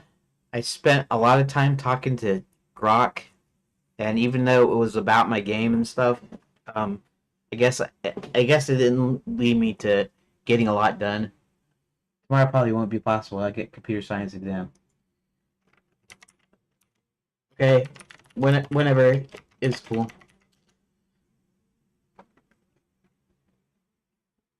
Yeah, yeah. You drop in whenever you can, or whenever whenever you feel like it. Whatever. I don't expect people to sit for 3 hours or 3 or 4 hours just listen to me to prattle on. But I am making progress, and once I start uploading the updates, then more people will be able to get the progress of the game without actually having to watch the live streams. I think that's I think that will help me get more viewers probably, but we'll see. Anyways, uh, take it easy. A98K. Okay, so I got 62 different deals here.